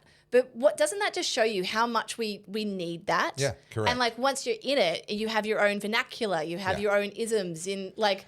And this is the thing, you know, the internet's a big place. There's everything you could possibly imagine and a bunch of things you couldn't possibly imagine out there. And people are choosing to spend, what are we now, 3 hours and 21 minutes Yeah. with us. Yeah. Why? Because at a human level, they like us and what we do. And it's interesting because And I they identify with it. I'm obsessed with stats and I go and listen to, like, go and see in how long people are watching. And most people watch to the end. Like, Yeah, especially the OGs watching now. Get They're a very life, people. tired. Get a life. Just honestly, just... ugh. No, but they're not just there kidding, for I'm us. kidding. Like, they're chatting with each other. Yeah, and yeah. just to round us up, like, I've had this question a few times about starting a Discord because they can't talk to each other. Yeah, yeah. So we are going to build something. I just need to finish Topher's website and Yeah. then we'll move over to this. But G and I have been sort of talking about Discord. I was a bit hesitant. G thinks Discord's the way. But we want to like give you guys an opportunity to be able to talk to each other. And like you can talk to us through Ko-fi, Yeah, yeah. but you Yeah. guys can't talk to each other on there. Yeah, that's it. We'll have to talk about that. I'm not sure what direction to go in with that one because there is a little bit of a duty of care issue where if you're opening up a page and people can just come on in there, then it's literally takes minutes before someone's in there trying to sell a multi-level marketing company and or like all this other BS kind of kicks If any off. of you have an MLM, I'm banning you. Yeah. So it is tricky. So I think let's not do it until we're confident that the way we're going to do it is the way we want to do it it. is a tricky one because like you guys are awesome. Yeah. But there's always going But to there's be always outsiders. as soon as you gather people into the one place, then there's people that want to try. Oh, my and, little yeah. tattle tarts will try and infiltrate Oh, it. yes, of course. Because they don't Won't like that being be left fun? out. Yeah. Do you know what they do with this podcast? No They idea. download the transcript, Oh right, okay. all 3 hours and 21 minutes. Yeah, And they go and dissect it. yeah, right. Just doing searches and stuff. Yeah. I'm like, So missing all tone of voice and sarcasm and all of that. all yeah. that. But not only that, I'm like, I applaud you for Oh, yeah. investing so much time. Because even me and G will watch this podcast live, but 3.5 hours of Yeah, it's a listening to long myself time, is man. it's just Long it's a time. big chore. Yeah, yeah, yeah. Yeah. Can you imagine 3.5 hours of me listening to you? I mean, far out. Imagine reading us as a transcript. Can you imagine? Oh my god! I mean, if they put that amount of work into making their lives better, then they wouldn't have any time for tattle life anymore, would Well, this is the thing. But anyway, that was a story I will have for next week. But we've got to wrap up. they? We got to get out of here. I got to start driving home. Otherwise, we'll still be recording when the show starts. We're really bad at grifting, so I've got to remember to do this at the beginning of the podcast. But obviously, Ko-fi, That thing that over there. support that us. One. Yep. Lots of people signed up as OGs, but those who don't want to be on a sponsorship, what do you call it? Subscription. You can do one-off. You can send us a message. You can send us things to talk about. Yep. That's the best way to contact us because people have been contacting me via my emails. I'm like, please don't do that. They're mayhem as it is. So that is the best way. We also have merch. Topher is wearing We some. have merch. I am modelling the Oddcast merch. So it says, where we're going, we don't need plans. And on the back, it has a beautiful stylized DeLorean with tangent time, a la... This. And I'm very excited because the design for the Oddies mug is coming together because everyone gave me their ideas of what should go on there. And I'm using the, I was going to say Gran Turismo. It's because we were just talking about it. The Grand Theft Auto style. Yeah. And like, you know, because we talk about Mac issues, I've got Sad Mac. So Sad Mac's on there. Yes. Scabby's on there, but Scabby isn't her, obviously. It's a scarab beetle. Oh, nice. You like little things like that, right? So just, okay. yeah. I like it. I like it. I look forward to seeing that. It's ruminating in my head. That'll be fun. And thanks to AI, it is now able to come out of my brain. Excellent. So Well, we need to wind up. So head over to goodpeoplebreakbadlaws.com and buy copies of my books and make me rich so that I can go and live on a yacht or something. a yacht. I do want to sail around the world before I die. I'd like to sail, but I don't know if I could live on a yacht. As in not, Unless it not was motoring, actually sailing. if it was a proper like fancy yacht, in which case. a little boat, little bathtub You want with to a do sail. the... Oh, yeah, okay. I'd like to learn to sail. with the tiger up the other end. A tiger? Oh, like a fly. Yeah. There's lots of things I'd like to do. I'd like to be able to pay all my bills on time and not have to Look, think about them. That's gonna have to happen before I get the yacht. Yeah, yeah, Every time I open up my email, I'm like, what yeah. now? Yeah. No, do you know what? Like, this is an opportunity for someone, anyone that's like engineer minded. There needs to be some kind of app that you can use, and there might be versions of this, so introduce me if there is. I have got at any given time 20 to 30 different subscriptions running, and I cannot wait till I finish my masters because I'm going to turn so many of them off. Yeah. But they all, because I've signed up to them all on different days. They Yeah. all come out at different days. It's infuriating. Yeah. And so I have an account, which is my subscription account. And I just chuck a couple $100 in there and hope that it, And it's gone in and minutes. without fail, Yeah. like, oh, you've missed a payment. Just gets and I'm like, hoovered up. Yeah. and I'm like, oh, what came out? Oh, shit, because Adobe's this, and then that's $4, and then that's $20. It's so annoying. There has to be, this is cable for the internet, a one-party system where all of those subscriptions can just come in, and then I just pay one thing. You know what? Did I just reinvent cable for the internet? The government should write a law. No. Yeah. No, we need regulation. The regulators need to get involved in the internet. No. It's just so annoying. I don't want to be on subscriptions. Subscriptions are just sucking the life you know out what of else me. is annoying? Listening to you whinge. I reckon most people would agree with me on that. Most people are like, prob- she makes a good That point. doesn't mean you're not annoying. I know I'm annoying. Listen, that glowing red button that says we're still recording is starting to look real inviting right now. All right, fine. Just like Turn 3, 2, 1. Bye, everybody.